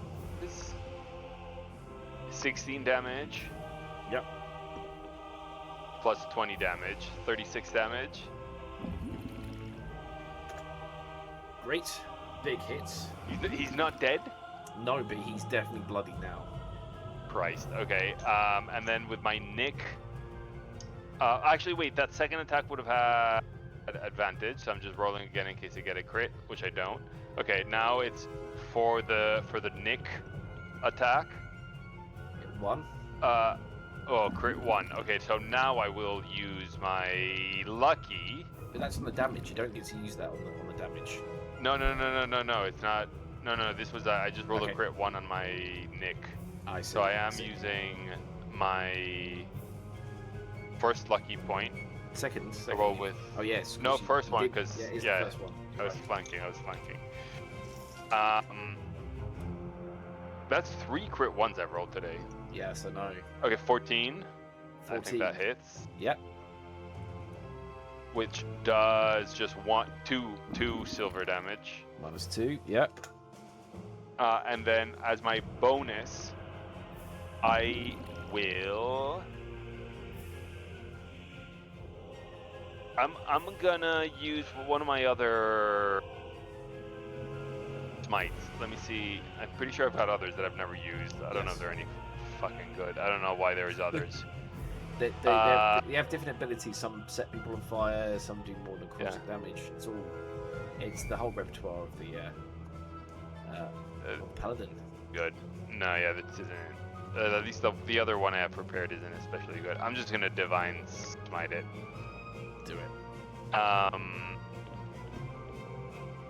It does 10 radiant damage. Yes. Does that kill it? No. Does it look like it's like about to die, or is it, It still looks like he's looking about to die. reasonably good? It looks Okay, like he's then- about to die. Then Yeah. I will use fucking paladins. I feel like they've got too much stuff going for them. Yes. I will half the use game has been this.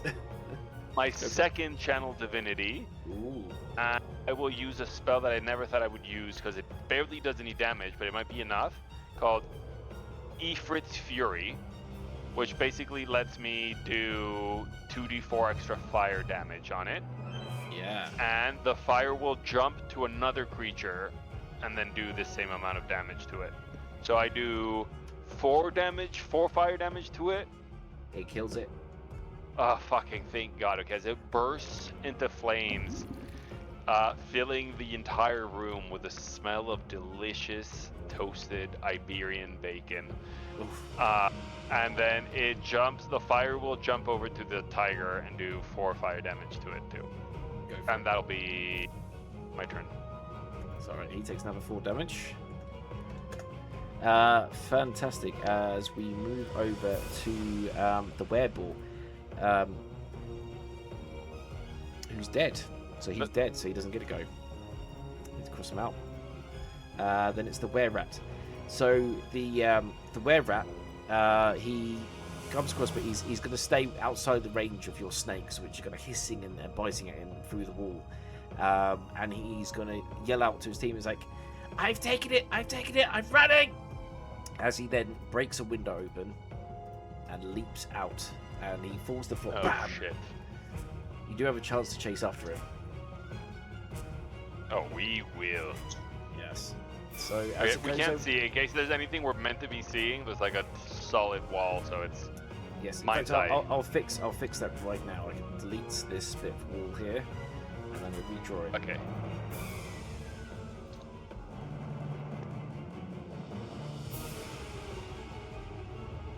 There. Yeah, I should have done this before. Yeah, so you can now see a hole into the other room, and over here, focus ping, is where the guy has leapt out the window. He's done his thing. He's seen the way that the tables are turning. Even though you guys are fighting some very powerful things, you have been whittling them down. Jesus. But he's taken the artifact and he's jumped out the window. Loon, what are you going to do? Oh, okay, this changes things. Where's my spell that makes it really hard for people to hit me? I guess I could cast Sanctuary. Okay, in that case, I'm going to use my action to use my crossbow and to hit this guy. Yep. So that is a +4 to hit. Let's see.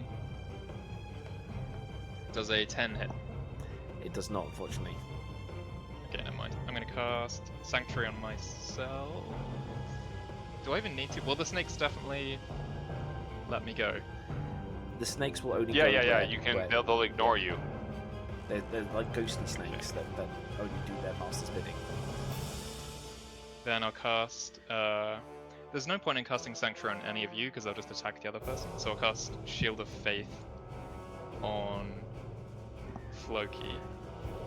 thank you. Actually, no, I that's can't. really Oh, no, I useful. Yeah, Floki is not doing good. Like a really strong hit will kill him, so that's really nice. Okay, well you get a +2. Beautiful. And that's 15. And that's 15, so that'll be 9 turn. Oops, I didn't mean to take that. I'm not going to press undo, because that can mess with things. I'm stuck on a wall. Would you mind moving me to around here? Yes. It's weird that you got stuck in the wall. I think I took a lamp with me by accident. Have to move that out of the way. Take this. Bam, bam. Oh yeah, nice. How did you manage to move the lamps? You shouldn't have access to the lamps. I'll have to check that later. Yeah, we do have access to the lamps for some reason. Okay. That is not right. I'll fix it later. Wow. Theo must be so embarrassed right I now. am. Let me have a look at this thing right now. No, don't. I'm kidding. Leave the fucking it. lamp. Yeah, it's set to all players. Don't know why. There it is. Saved. God. And This is what we pay for? Yep. This is what you paid for. Do apologize. I am available for hire if anyone would like to know online. I strongly recommend. Happy customers over here. Fantastic. Good to know. Good to know. All right. So yeah, Loon has gone for a run. So is that the maximum distance you can go? I believe so, yeah. Great. All right. So that is Loon chasing after the were-rat that is trying to get away.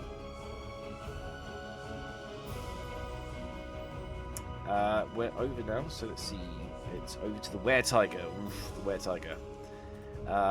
He is just outraged by all this, and he is going to go after Peregrine again. He's solely focused on taking Peregrine out, having seen him kill his good friends. So again, he goes for a scimitar attack.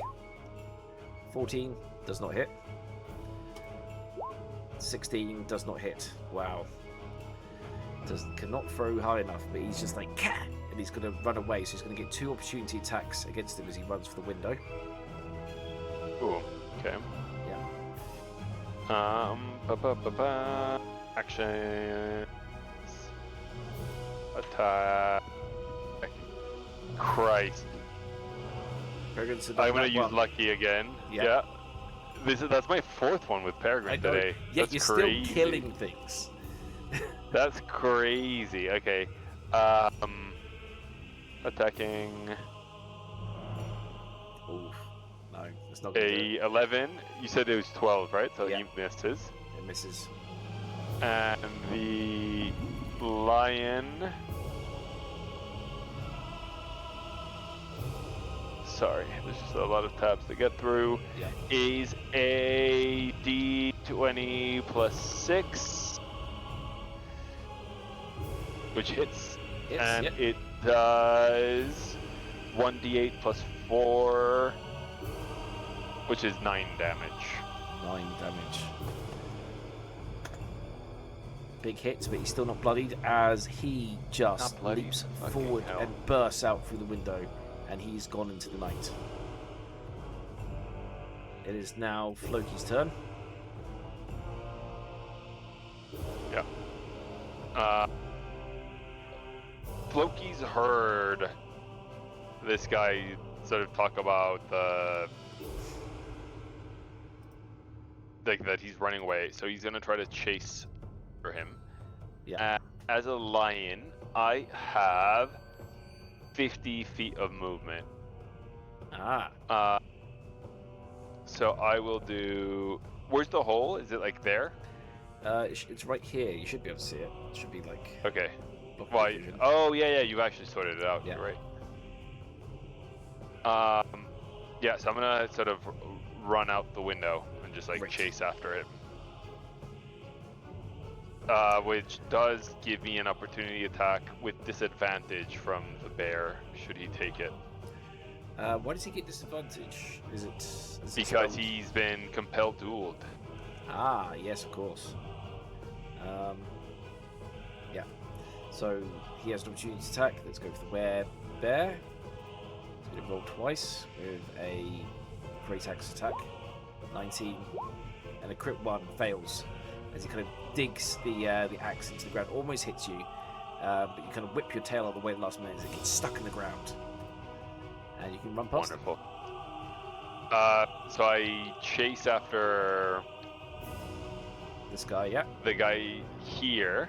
I'm going to move them a little bit round so it's like this, as you're going to take a 1d8 damage for just leaping out the window and taking the drop. So you take 7 points of damage on the way down.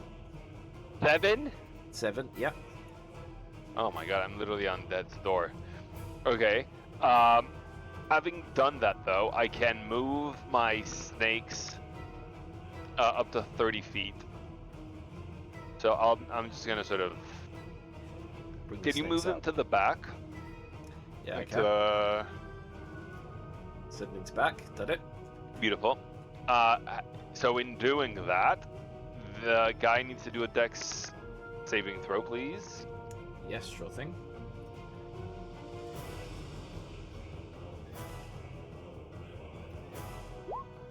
Seven fails. Yeah.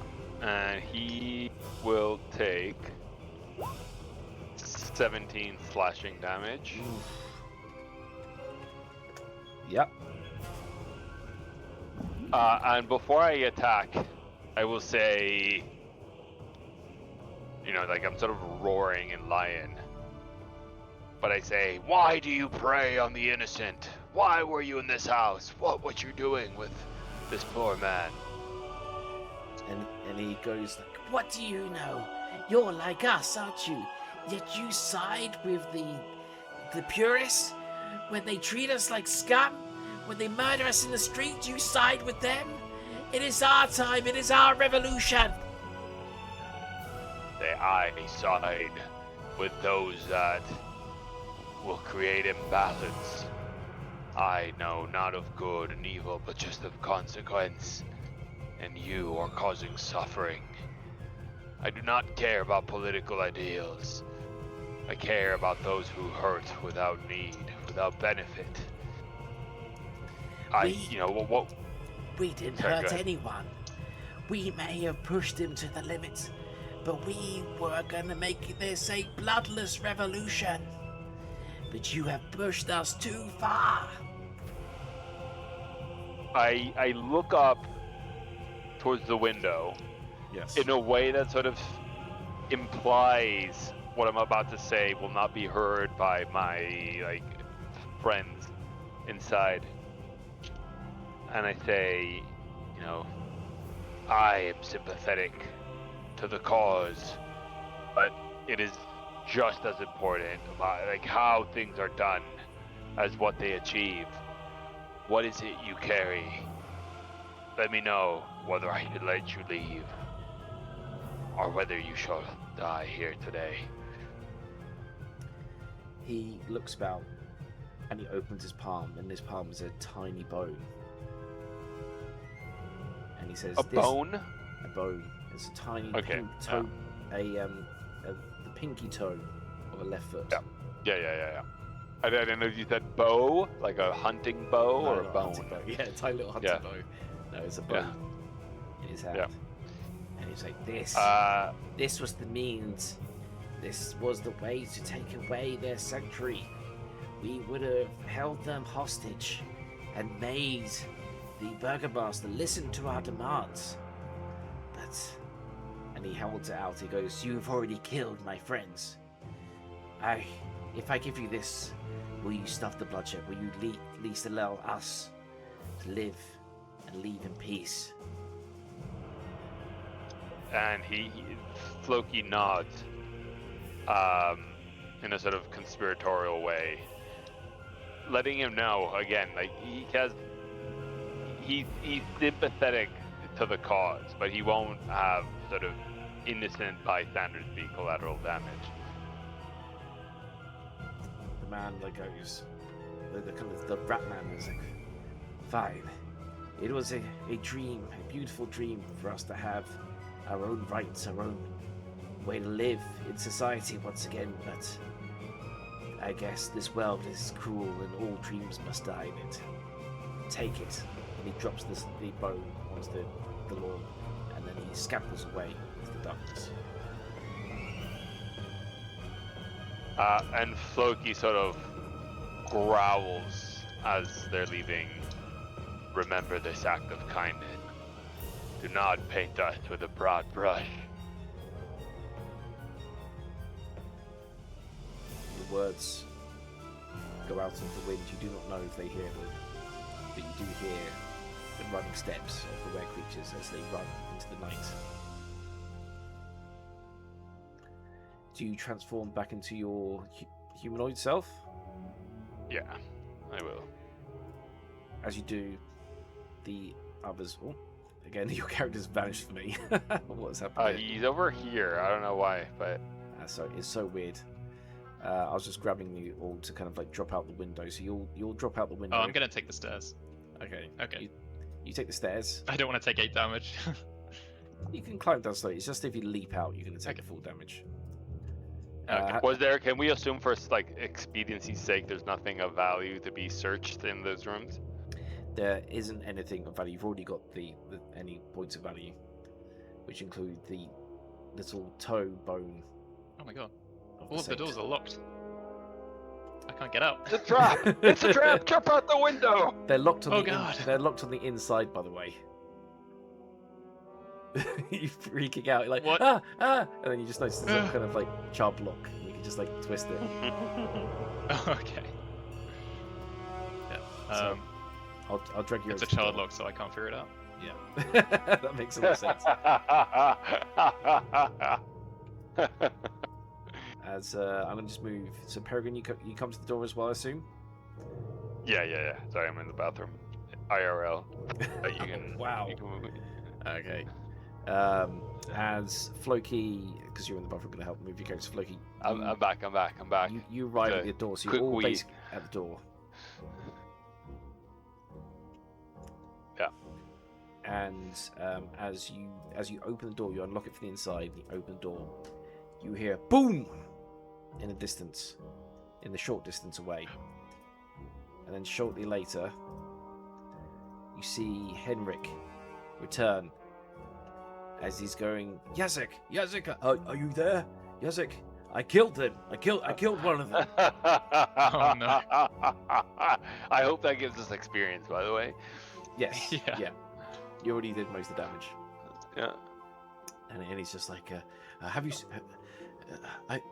adventurous? Have you seen a young boy? There was a boy in the house. I had to go back for the gun I keep in the shed. At this, Floki looks genuinely sort of pained. He says nothing. You know, this is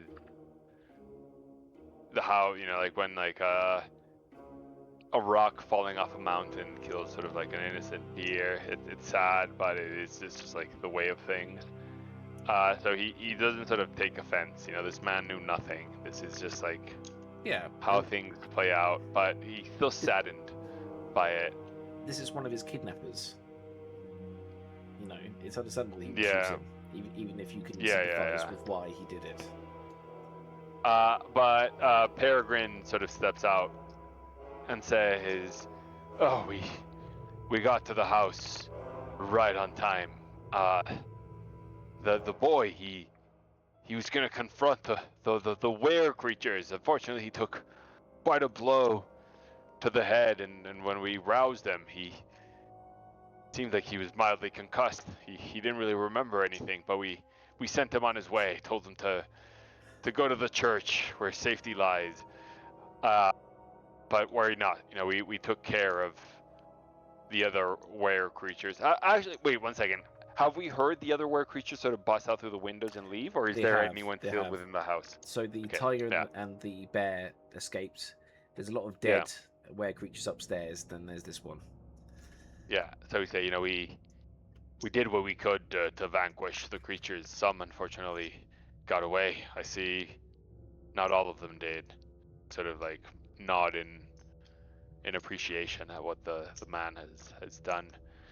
But I say, you know, it's, you know, you are free to return to your house, no longer as a prisoner, but as the master of the place. You've reclaimed your, you know, we've done what we could to help you reclaim the safety. I appreciate that, adventurers. It was a good thing you came. This last week has been a week from hell. These creatures appeared, pretending to be Girl Scouts with cookies. But when I invited them inside to pay them, they became monsters. They've been hold me for weeks, threatening to destroy my home and everything I know, and they asked me to do things I would never do. I must go to the church now and beg for forgiveness from our Lord, the Morning Lord. Peregrine was about to go off on a massive sort of like, like thing about repentance and everything, but seeing him sort of like recognize that he needs to atone for these sins has definitely sort of earned him brownie points with Peregrine, and Peregrine sort of nods in sort of like in a righteous way, like, yes, see, this man is not without sin, but he sees the light and is walking towards it. That's enough for him. Definitely. Yeah, so you see that, and he drops the body there, and like the last thing Henrik asks is just that he gets a moment to lock the shop up and make sure all the traps are working again, so hopefully no other creature can return and take his home hostage, and that he promises he will return to the church. But yeah, I guess we return to the church and ensure that the bone is returned and that Nina is cured and the town sort of has a sanctuary. Yeah, we'll teleport ourselves back to the church so you can have that moment there with the church folk. But yeah, it's been quite the adventure where I think the main point you've realised with this whole thing is there's not been any real good or bad people among them. A lot of them have all done these things out of desperation, out of self-survival. Mm-hmm. But it is not a nice experience. And I have just gone ahead and deleted out the attacking army that would have come if you had not succeeded this run. I'll bring you guys onto the outside as well. Where's Floki? He's by the boy here. So you guys arrive back there, and it's not long until the coffin maker also arrives. Let me just get his thing. So he's just a few steps behind you, and as he's coming, his eyes are kind of wide, looking around. He's hoping to catch sight of Yiska to make sure that he's all right. But yes, you guys arrive outside of the church again. If you wish to enter and talk to anyone. Peregrine is gonna give Floki's gonna give the bone to Loon, which, like, as a cleric, I think is the best person to sort of return it to the church. Yes. And let him do the. And I suppose, I mean, what's gonna happen? Because they don't let shapeshifters in once it has the protection, right?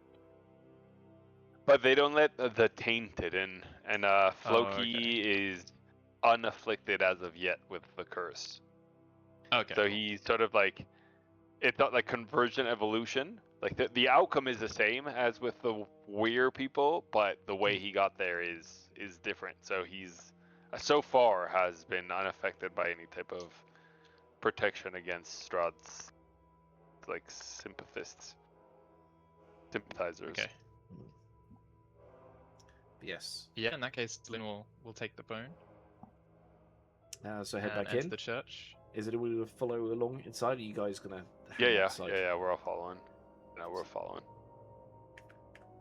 What's the kind of vibe of the church at the moment? Because everyone definitely knows that the protection's gone, right? The word has gotten out, and there's a lot of conspiracy kind of talking. But when they see you, because they have learned that you guys went out to go and rescue whatever it is, it's not clear what object it is, but they're like they have the device, the icon of our saint.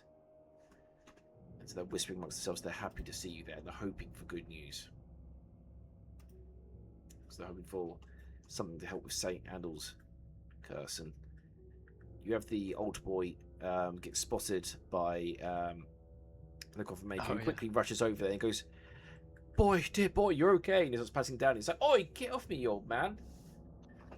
Don't touch me, geezer. Oh, He's he's like, concussed. I just wanted to make sure you're okay after everything that happened. So I don't even know you. It's the wound to your head must have been quite severe. It's like, get off, get out, pervert, get lost.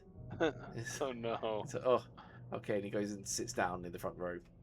And as you're kind of walking up, you see that you got Deborah again, who's kind of there with a tray of tea, and she's passing the tea around to people. As her eyes turn towards Loon, she kind of goes into like a daze. She drops the tea tray to the ground, just smashes teacups everywhere.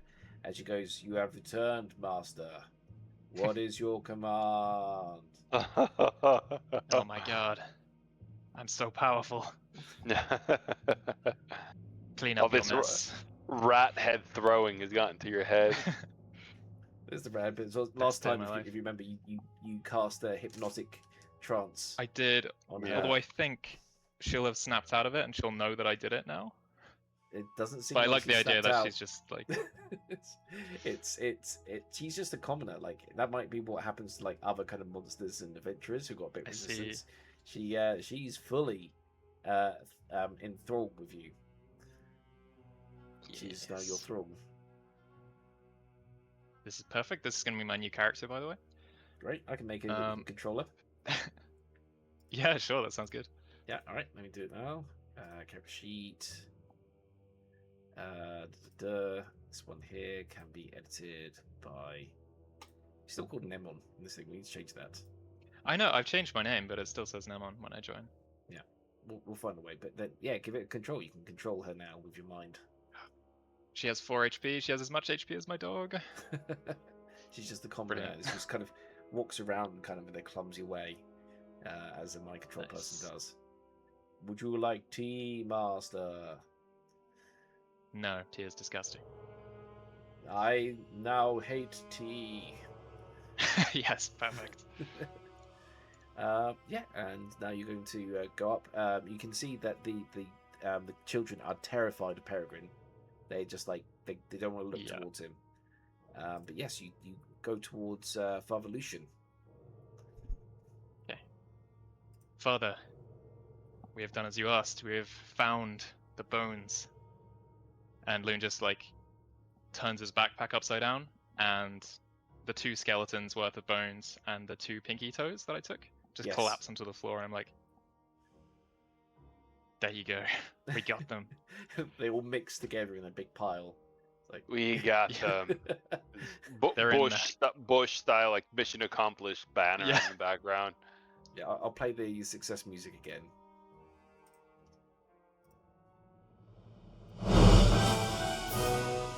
Yay! Mission complete. Excellent. Nice work, guys. God, you did a lot of killing. I didn't expect you guys to do so well against those were creatures. But yes, Lucian. We came really close. It was literally like 2 rounds away from like a potential TPK. I know. At least both my characters were like 1 attack away from dying. Yes. Yeah, I didn't do very good healing that game. But the thing is with healing, it's like rarely, I guess it's really useful if someone's down to raise them, but otherwise, generally like doing damage is better than like healing, because like your healing is just like gonna counter 1 attack, but That's killing true. someone is gonna counter any future attack. So I actually think like healing's more reactive than proactive in D&D. Yes, it's very good. But I also didn't do very much damage either. Peregrine's setup with his thing is like really powerful. Yeah, when he starts to dance, it is a thing to behold. But yes, Lucian. It's really paladins feel a little bit broken. They are, but they're probably not the most broken. But I think you've also min-maxed them very well. Nice drawings of the pile of skeletons there. And Lucian kind of looks down and he's just like, "Oh my god, it's the Exterminator brothers." As he looks down at the bones, he recognizes the skull shape of the 2, so he knows who they are. That they are the infamous rat exterminators of the town. But then as he passes his hand over, the 2 tiny little bones seem to kind of wobble under the presence of his hand, and he's like, "Oh, there they are!" And he lifts them and he goes, "How did they get back here and take 2 of these bones?" they're crafty, aren't they? And the protection was down, so they could just sneak right in. Yes. He looks at this.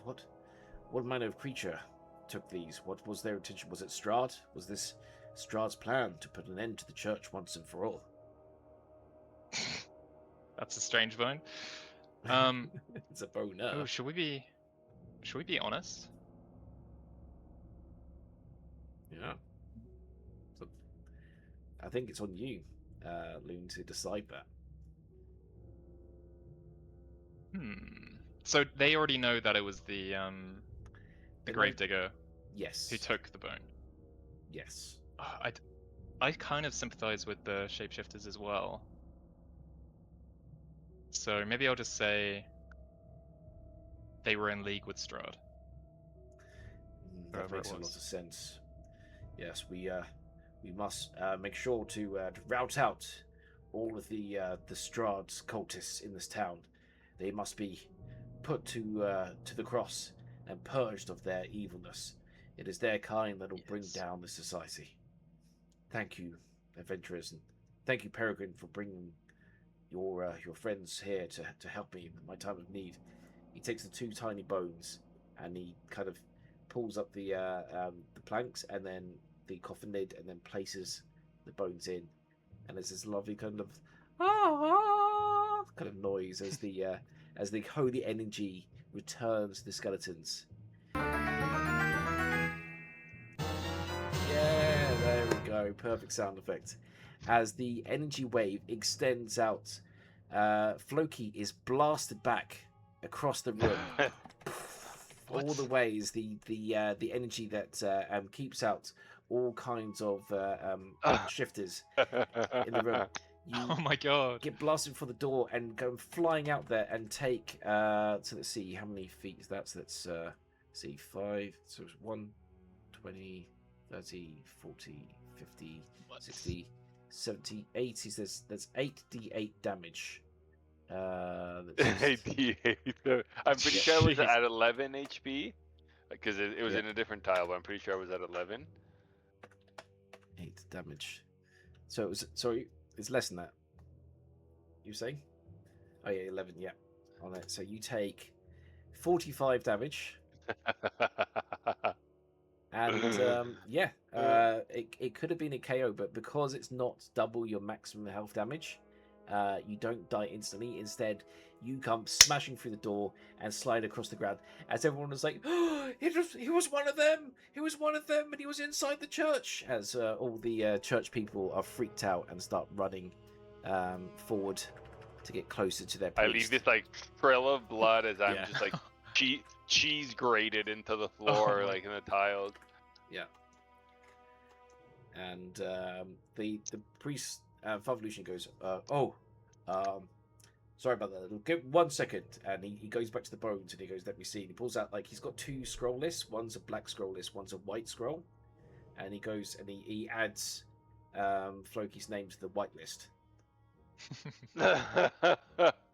puts the scrolls back. And he goes, I'm very sorry about that. I didn't realize your friend was one of, you know, I will forgive him because I know he was a hero, so he's allowed in. Yes, sorry about that. Oh, could you write Loon as well, just in case? It is, you never know. Oh, sure. He just writes Loon, and you can see on the list it already has Peregrine on there. As Peregrine is a shifter, he would otherwise not be allowed inside the church, but this was added to the white list some time ago. But yes, with that, you have saved the church, and the priest is basically going to offer you a few things to help you in the way. One is that straight away he can cure Nina, and he has his cross, and he walks over to Nina, and he puts one hand, and he goes like, by the power of the Morning Lord, be cured, as he casts greater restoration onto her, curing her of a malady. So he rushes over to do that. Next, he turns to Loon, and he's going, young lad, I can see you have a great power of faith within you. Please, take this. And he pulls out from his pocket, it looks like an identical cross to the one he's holding. He goes, this is the cross of Saint Andal, but this is a replica I've made. It will cast once a day, Greater Restoration, and it recharges at dawn. Oh my god. Please That's take insanely this good. to help you on your mission to rid our lands of Strahd.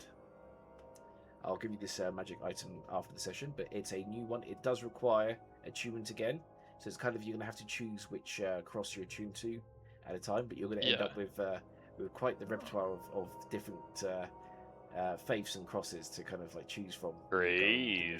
But yes, Greater Restoration, once a day. That's insane. Then he turns and he walks over to Peregrine.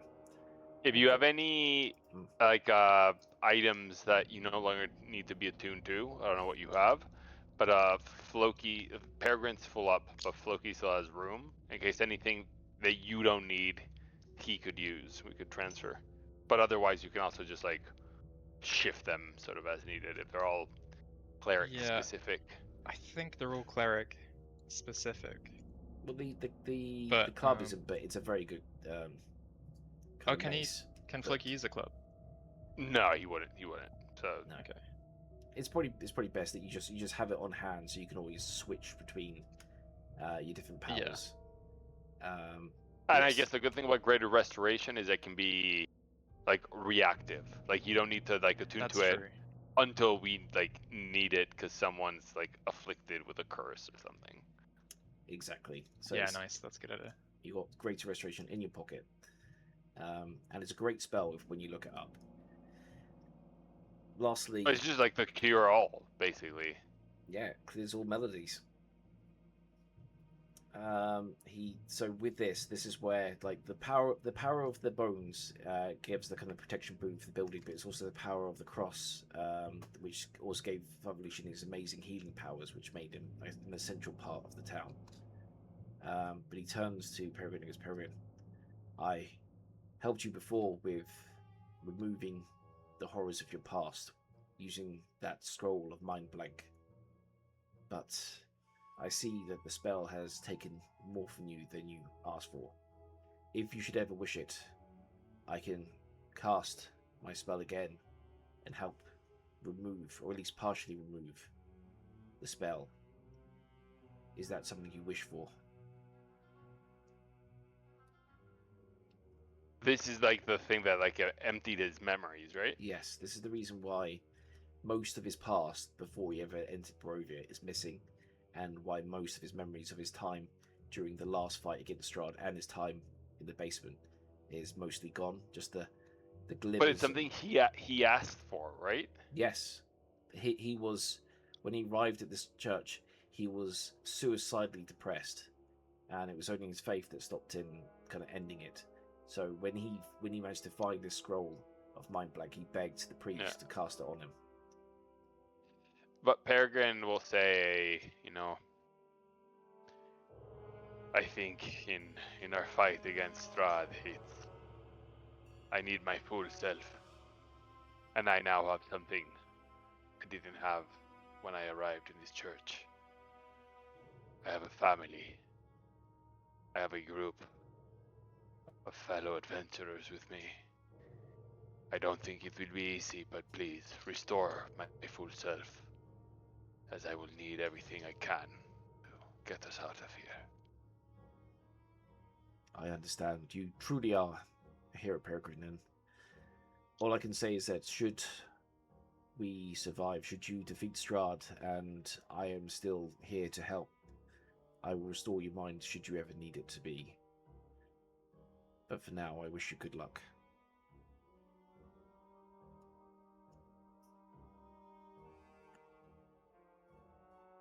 So is he will he be restored?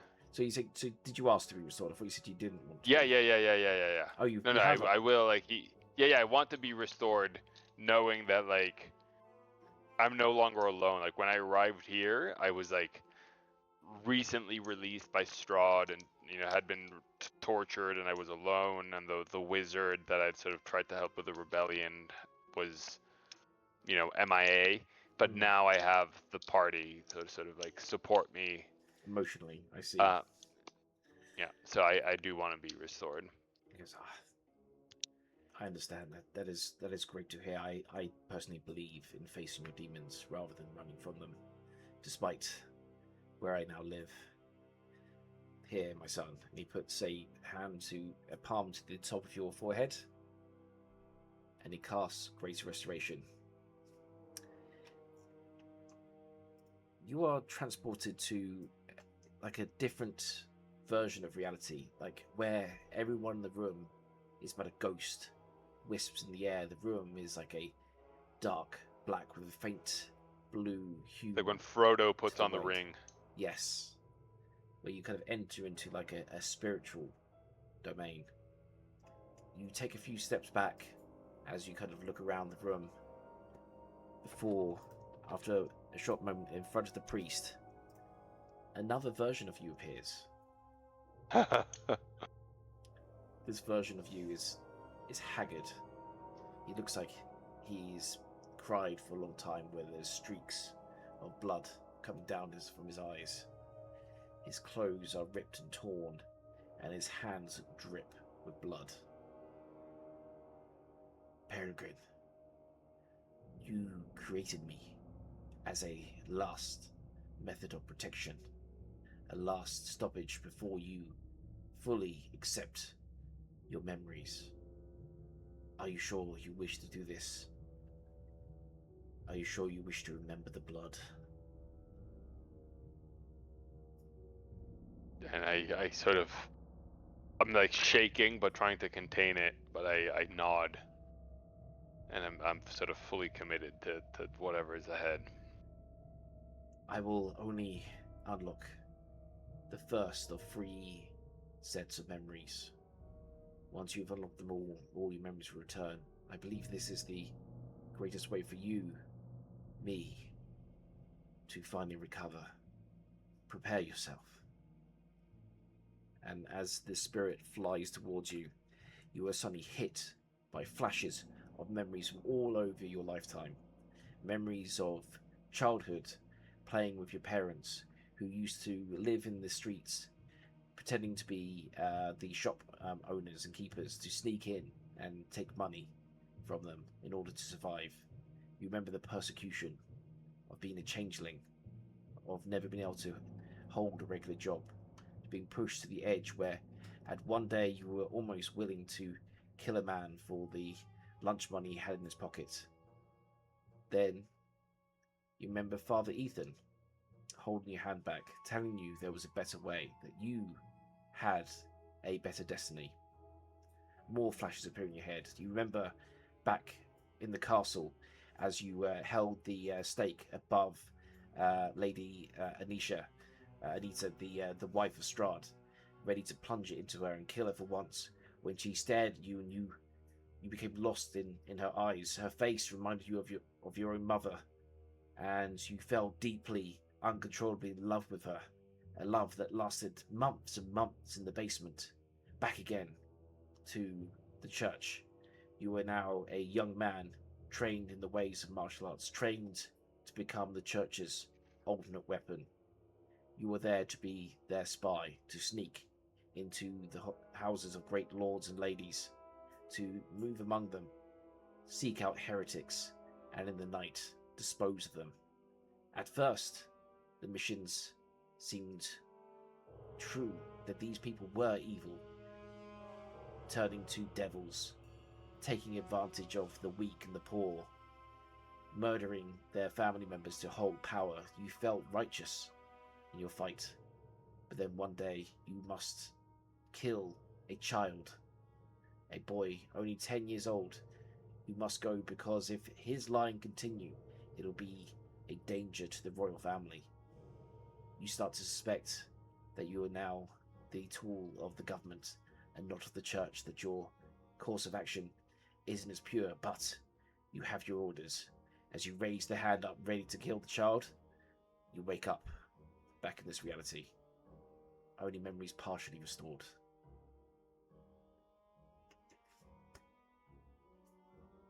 And having killed the child is still unclear. Yes, you remember plunging the hand down, but you don't remember the final action. Loon is standing in front of you, about the same distance as the child was that you may or may not slay in your past. Peregrine? Peregrine falls to the ground in sort of uncontrolled tears. His hair covering sort of the sides of his face, but especially for those sort of familiar to him, it feels like his like facial structure underneath is changing, you know, between people, as the hair is sort of like pulsating up and down.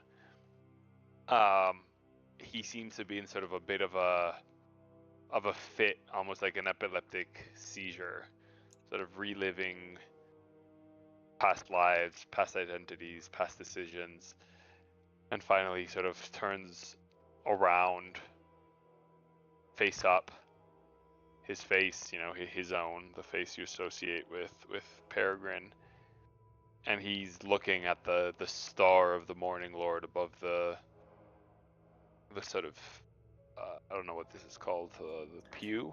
No, Yes. the pews The are the altar. seats. The altar. The altar. And tears sort of streak his face, and he says, "I have only ever served you. Why have you forsaken me?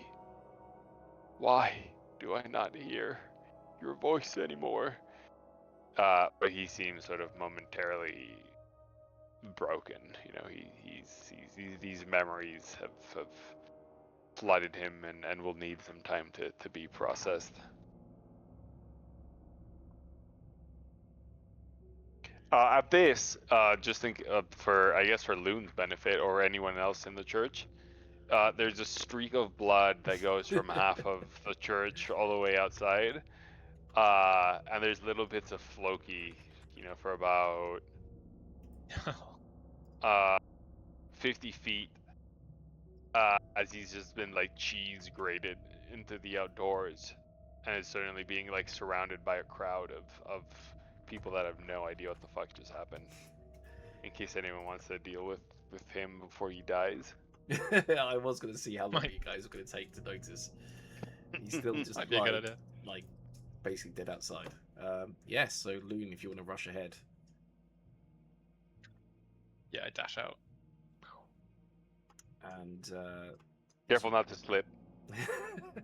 Oh yeah, I'll do dexterity. Yeah, do dexterity save. See if you slip over the blood. Okay. As Father Lucian goes, I can sense now. Yep, you don't fall over. Great. And you do. Let's just generally just say you do heal him back to health again. Father Lucian is just puts a hand on Peregrine's shoulder and goes, I can sense that I only released part of the knot in your mind.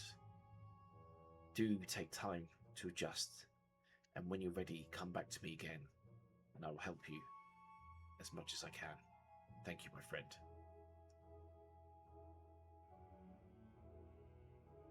I nod between tears, but I can't speak. I try to say something, and it's just sort of like the knot gets caught in my throat, and I like raise my hand, like I need a moment to like before I can talk.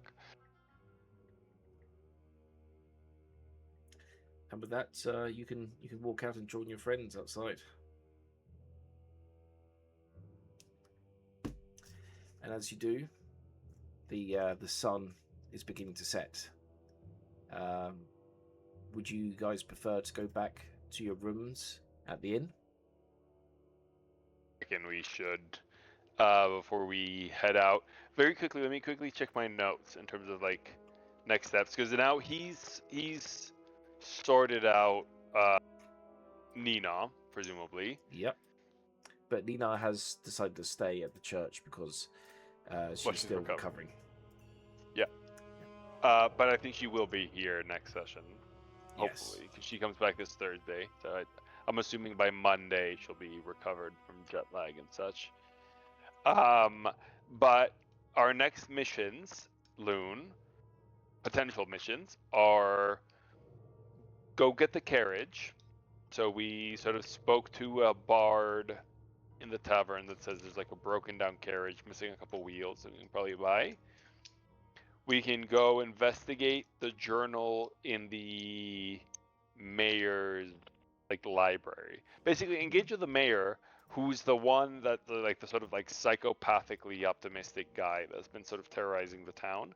But we do know that his library has a way to like Rosetta Stone Strahd's journal into like modern common. Or we can go explore the last sighting of the wizard that Peregrine had sort of allied himself with, that led the little war about a year ago. Do you have any preference for which we sort of pursue next? I mean, we definitely need to know what's in the journal, because that's like a big part of our quest. It's just whether, like, how much we're fighting the clock on whether Strahd's gonna get Arena. Yes. Because obviously the carriage was to collect her, and they don't have long left of their protection. So you basically have, since you left town, it's been about 7 days, and you had 21 days to get back before whatever spell she'd used to protect her home. Okay, so we're pretty good. Okay. So we can probably do the carriage later. Yeah, I reckon you're right. So prioritize the journal. Then, assuming we have time, we can try to get some info on the wizard.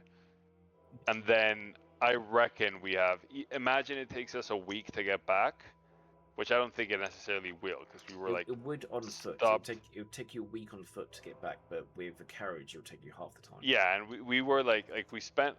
I was gonna say we spent a while in Strahd's castle, except it really was just one day. It just felt like a week. Longest day. Yes. Yeah, longest day ever. But you're right. Yeah, on horse and carriage, it might be quicker. So yeah, I guess I agree with you. So we try to get the journal. Then if we have time, I reckon Peregrine would want to try to get at least a lead on the wizard. Yeah. But if we feel like we're tight on time, depending on like what happens between now and then, we can always explore the wizard lead on the way back, because presumably we need to bring Arena back through this area. Yes. The main road, if you choose to take it, would lead you past this town and then Vallaki. next, onto from Vallaki onto the next town, which is, just get the names of it again. Got it all here. It'll be onto the village of Krasik. Village of Krasik. Wonderful. Is your destination. So so it sounds like a good plan of next steps. So you can continue that mission tomorrow. You also know that tomorrow the festival will end as well. This horrible festival that's been going on forever. It seems like this last Great week. festival, you mean? Oh yeah, of course, absolutely banging festival. That also ends tomorrow. So that makes sense for if you're going to plan tomorrow to go visit the Burgomaster. He would be available because he wouldn't be out with dealing with the festivities anymore. He'd be back home, resting after all the fun. So shall we leave it there? And for your sake, Theo, then so you can prep. We'll be going to the mayor's house. Yeah. Yes, so it's definitely a plan. For one thing, before that, you guys should find a room to stay in. Well, we have a week's lodging in the inn, right? Yes, you've used 5 days of that so far. You've got 2 more days, and then you'd have to start paying. I mean, we can afford it if we wanted to stay a bit longer in there.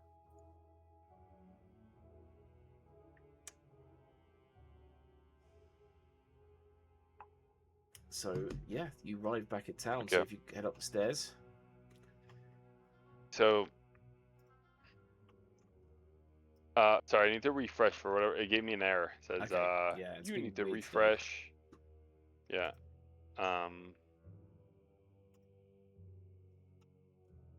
Good. Yeah.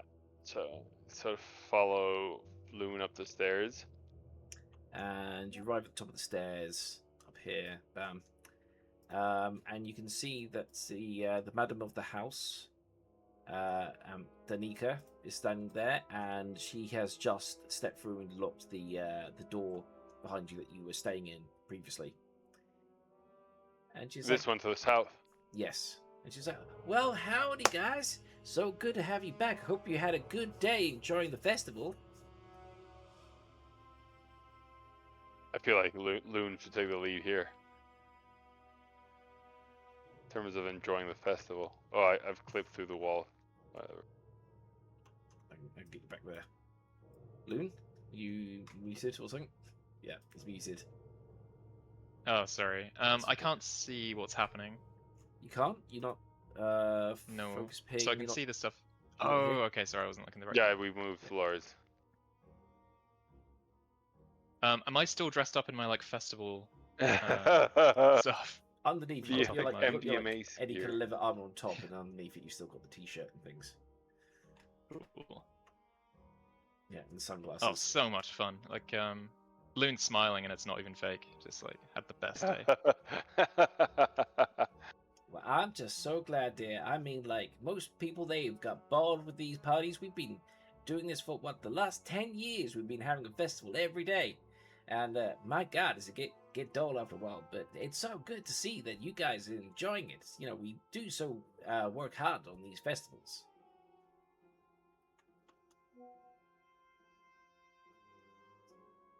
I can tell.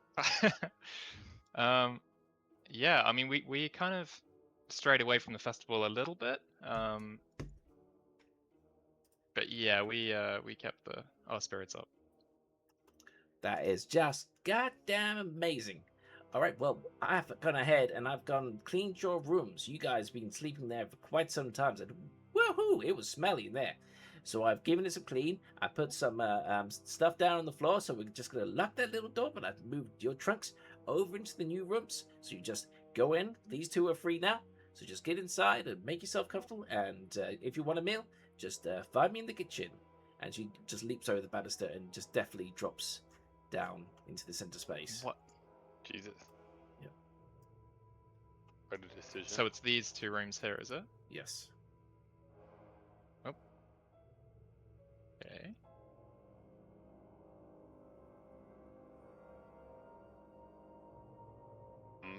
So is Two our beds stuff in like? each. Yes, stuff's been moved back into these chests here because you've gone from the single room with 4 beds to 2 rooms with 2 beds. Okay. As Loon steps into that one, has Nina still in the church, right? Yes, she's staying for the night at the church just to help her with her recovery. Yeah. Floki steps into this one, and Peregrine just sort of like grabs him by the shoulder and says, "Floki, I know you. There is nothing worse for you than sleeping within the confines of 4 walls. I think surely we have done enough damage to Strahd's allies that you can safely sleep outdoors tonight." And he sort of, like nods, like finally Floki can get some fresh air. And Floki sort of, like this is like finally he's been given permission to do this. He's been forced to sleep indoors, which to him is like, I don't know, like sleeping in like a restraining jacket. He's like, I guess if you think it's safe, of course, my friend. We have done everything we could against Strahd's allies. This town will be as safe as possible. The bones have been returned to the church. This town is ours for tonight, at least. And I guess Floki sort of shrugs and steps outside and goes sort of finds a nice little tree or hedge to sleep under, and Peregrine steps into the room. Yeah. In fact, it's a quite wise idea because, as you know, vampires cannot go inside any boundary that's considered not their property, or they're not allowed to go into. And within the area that you are now sleeping, you're inside the fence that surrounds the Blue Inn, the Blue Water Inn, and the gate is closed. So right now, even though it's open air, vampires cannot step over the fence. So it is quite safe for you to sleep here tonight. All right. So you you will find a nice bedding. I can see that Hidari has found himself a nice free bed as well to sleep in. Oh, he's very comfy. As like the weariness of the day, especially for Peregrine and Floki, who've only just recovered from their previous ordeal, and Peregrine is like his mind is filled with questions for the memories that he is now unlocked and why he even created this alter ego within himself to prevent more memories appearing. What is in his past that he's trying to protect himself from? As his eyes kind of drift and flutter down, the sun drops, and so Loon, you have this kind of shared consciousness with your wolf companion, and wolves, you know, have like got very good senses. Could you roll a perception check for me? Can indeed. Is that? I mean, this is my perception. Yeah, but you're sharing it through your dog companion. Okay. So with 15, you hear something that just like, you know, rises you from your sleep early. In sense, you get the sense that it's very late at night, maybe like 1 or 2 in the morning, and you hear kind of the sound of a latch opening, and you hear the words from Peregrine, "Come in." What? Okay, yeah, Loon's definitely gonna rise up. And it's gonna, as quietly as possible, just kind of like poke their head through the door.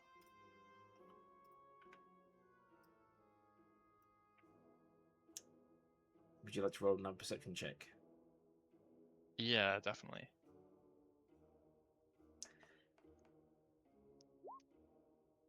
24, very good. In fact, for such a high thing, you get a few more details. So you're looking down, you can see that there's still plenty of people staying in the main pub. It seems that it's like 24/7 in there in the pub part of the inn, though everyone has been very respectful. The ones who are staying, they've been very quiet as they kind of sip their drinks or snooze in their chairs. You do notice one man, though. Do you remember the bard that you spotted before? Yeah. He's the one that. Is he the accountant guy? No, he. No. I've mentioned him today, but I can't remember. Like in reference to what exactly? Let me look. I can look through my notes, or Theo, you can tell us if you don't want me to wait for my notes. Although I'm here. Rudolph van Richten the Bard. Rudolph van He's Richten a the half Bard. elf. He's been in the inn for 3 months. He's the one that told us about the carriage that like they found and is now in the Airsex stockyard. He's writing a book, and the rest of his like party is sort of displaced in other towns. That is correct. Okay. From your vantage point, you can see that most people aren't really looking this way. His seat is in a position where the owners of the bar, who are standing behind the counter, they cannot see him from this position. So he's feeling pretty much that he's in no one's perception at the moment. You notice that he's been drinking, but then like that's kind of like cheery expression he's had on his face, the kind of the writing he's doing. He stops it and a more serious expression appears on his face. He then rolls up the scroll, puts it and the pen back in his pocket. He reaches over to the cane that he has next to his walking cane. He twists and opens up, checks the blade inside, twists and closes the cane again, straps it to his hip. He lifts up his hood and he begins very quietly, his footsteps not making a sound at all, moving in such a way that no one's heads turn in his way as he walks out of the inn and off into the darkness. But otherwise you see nothing else on this balcony. Okay. But I heard Peregrine say, like, welcome someone in. Yes? So I'm gonna step out onto the balcony, and I'm just gonna press my ear up to the door to see if I can hear if there's anything going on in his room. You hear the sound of heavy breathing. Heavy breathing, as in like right on the other side of the door. Right. Okay, I'm on gonna the try and other open side. the door. If it's not locked. You find the door is locked, but it's such a flimsy lock. You could easily just stick your little finger in and rise and push the chub up and open it. Yeah, I'm gonna do that. I don't think I'm gonna call out. Open the door. As you open the Oh door, no. you see Peregrine, topless, lying on the bed. His eyes have rolled up into the top of his skull. There's a little bit of drool going down the side of his mouth as he says, I do love you. You see there the bride, Anastasia. She's one of Strahd's bride, and she's floating over his bed in just a nightgown. As she senses your appearance, she turns, her face turning to a grotesque undead monstrosity, as she stares at you and she goes like, You can't get in the way of true love. As she quickly darts out the window and goes off into the night, as Peregrine begins to convulse on the bed. Okay, well I don't have I'm not attuned to that thing, so I can't cast great Restoration 9. restoration. But I do have Cure Wounds. And I have Sanctuary, which might help. Because I don't think he's actually hurt, he's just like under the spell. Yeah, I'll like shake him and cast Sanctuary on him. You shake him and cast the spell. And Peregrine, you are surprised. You just went to bed, and you remember you went to bed with kind of like still like a shirt on and things like that. Now you are topless on top of the bed, and you have a child shaking you. What do you do? And I just sort of like push Loon as strongly as I can away from me. I don't understand what's happening, but I like none of this. This is not something the Morning Lord would approve of, you know? Like, I don't know what Loon has been doing to me, but this is horrible. Yes. And you feel like someone's been spraying you with perfume as well. Luna's been spraying you with perfume. Kind of girly perfume. Peregrine, what are you doing? What the hell are you Loon? doing? What are you doing? What am I Oh doing? my God. What are you doing? I was asleep. You let that woman in, and I can't remember her name. That vampire, the Anastasia. Anastasia. You let her in. We've got to leave. It's not safe here anymore. Men, I thought you were of an indeterminate gender. I mean, what does that matter? Wait, hold up. I have let nobody in here. This is my room. I was merely seeking privacy. Can't you smell her perfume? And I guess like things are like pieces are falling in. Like he doesn't understand. Like, you know, like he has known Loon now for quite some time, and you know he's starting to like parse together the like insanity of the situation of like what he'd sort of suggested. Is Anna the vampire woman? She was here?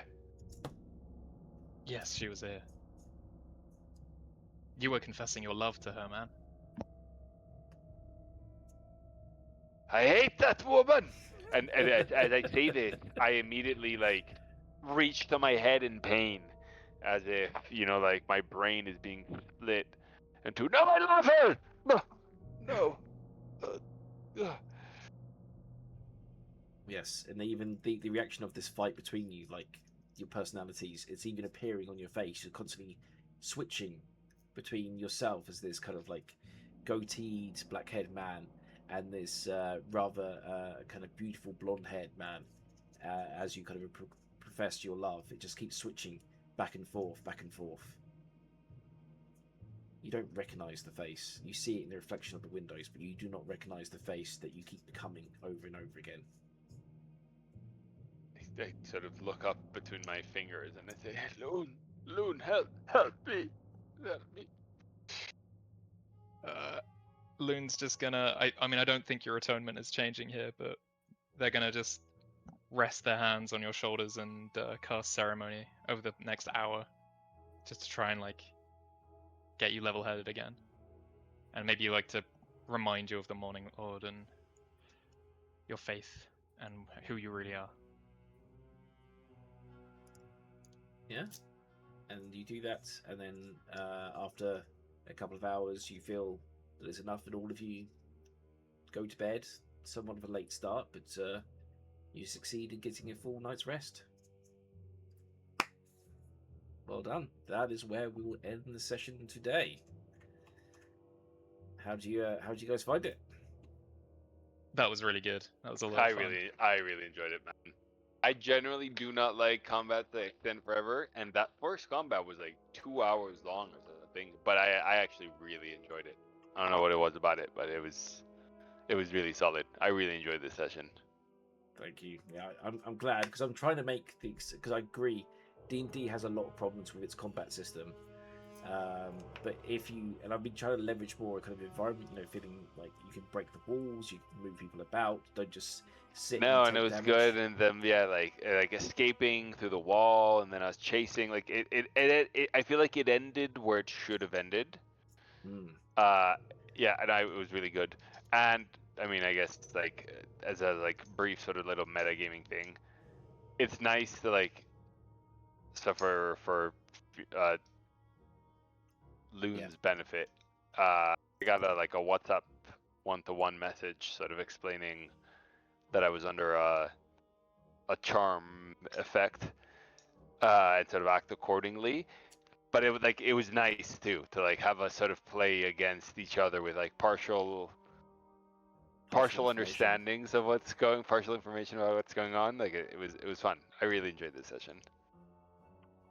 Fantastic. I'm glad you did.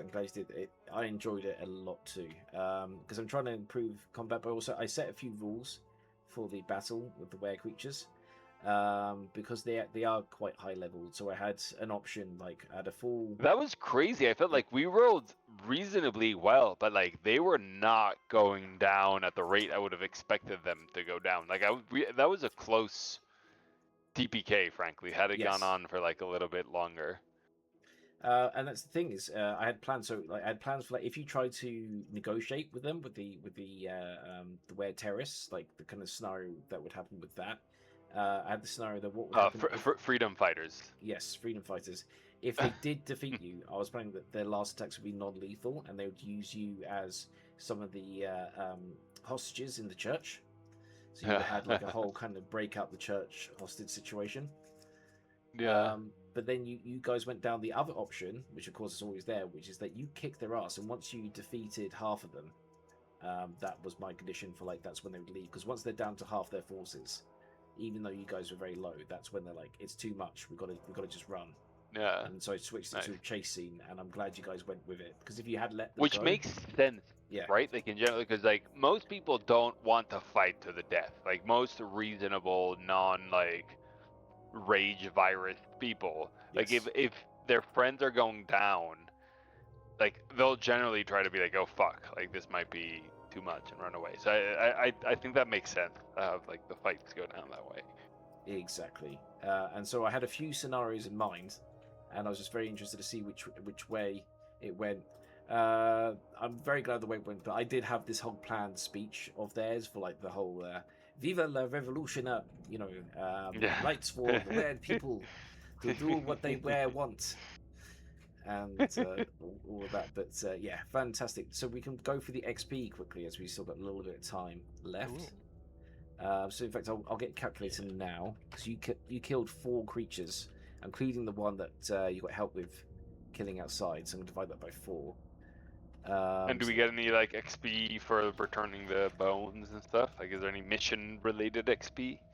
Yes, there is. There is. So I'm working that out right now. So let me just get the where's that? Was the where rat, where boar?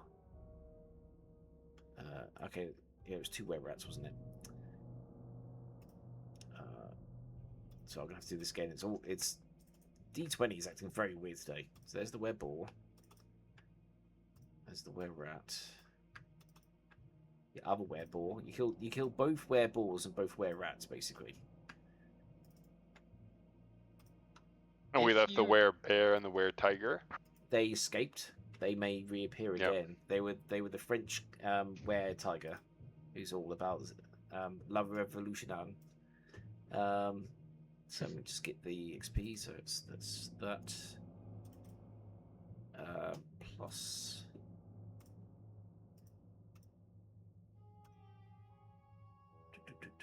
If you killed something really high level, Yes. and then you cast Revivify to revive them on 1 HP, and then you killed them again, would Unless you you get double fully HP? got them back to XP? health so they could fight. If you just brought them back, yeah, it's a good idea. I love this. Do you like kidnap someone and just keep doing the Strahd Farm treatment them. where we like, yeah. Yeah. This is how I get level 20. So we see. So the first one is you get 662 XP. Wow. Each. So each of you get plus that if you know how to do it. How much? Sorry. 662.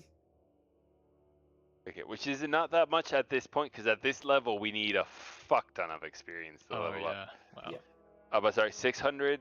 Say that one more time. Sorry. 662 Yeah. plus plus another 90 for the one that you share XP with the coffin guy because he got the final shot. So another 90 on top. And do we get anything for the Oh yes, of course you do. mission?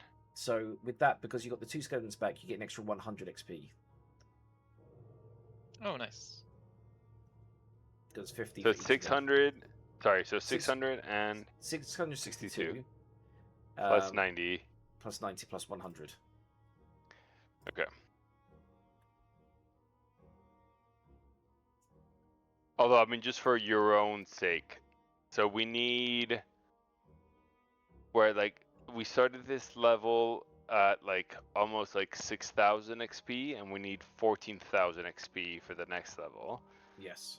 So that's 8,000 XP that we need. So we just got You got nearly 1,000. 850 XP now. Yes. Okay. Because it does. It Good. exponentially gets harder and harder to level up.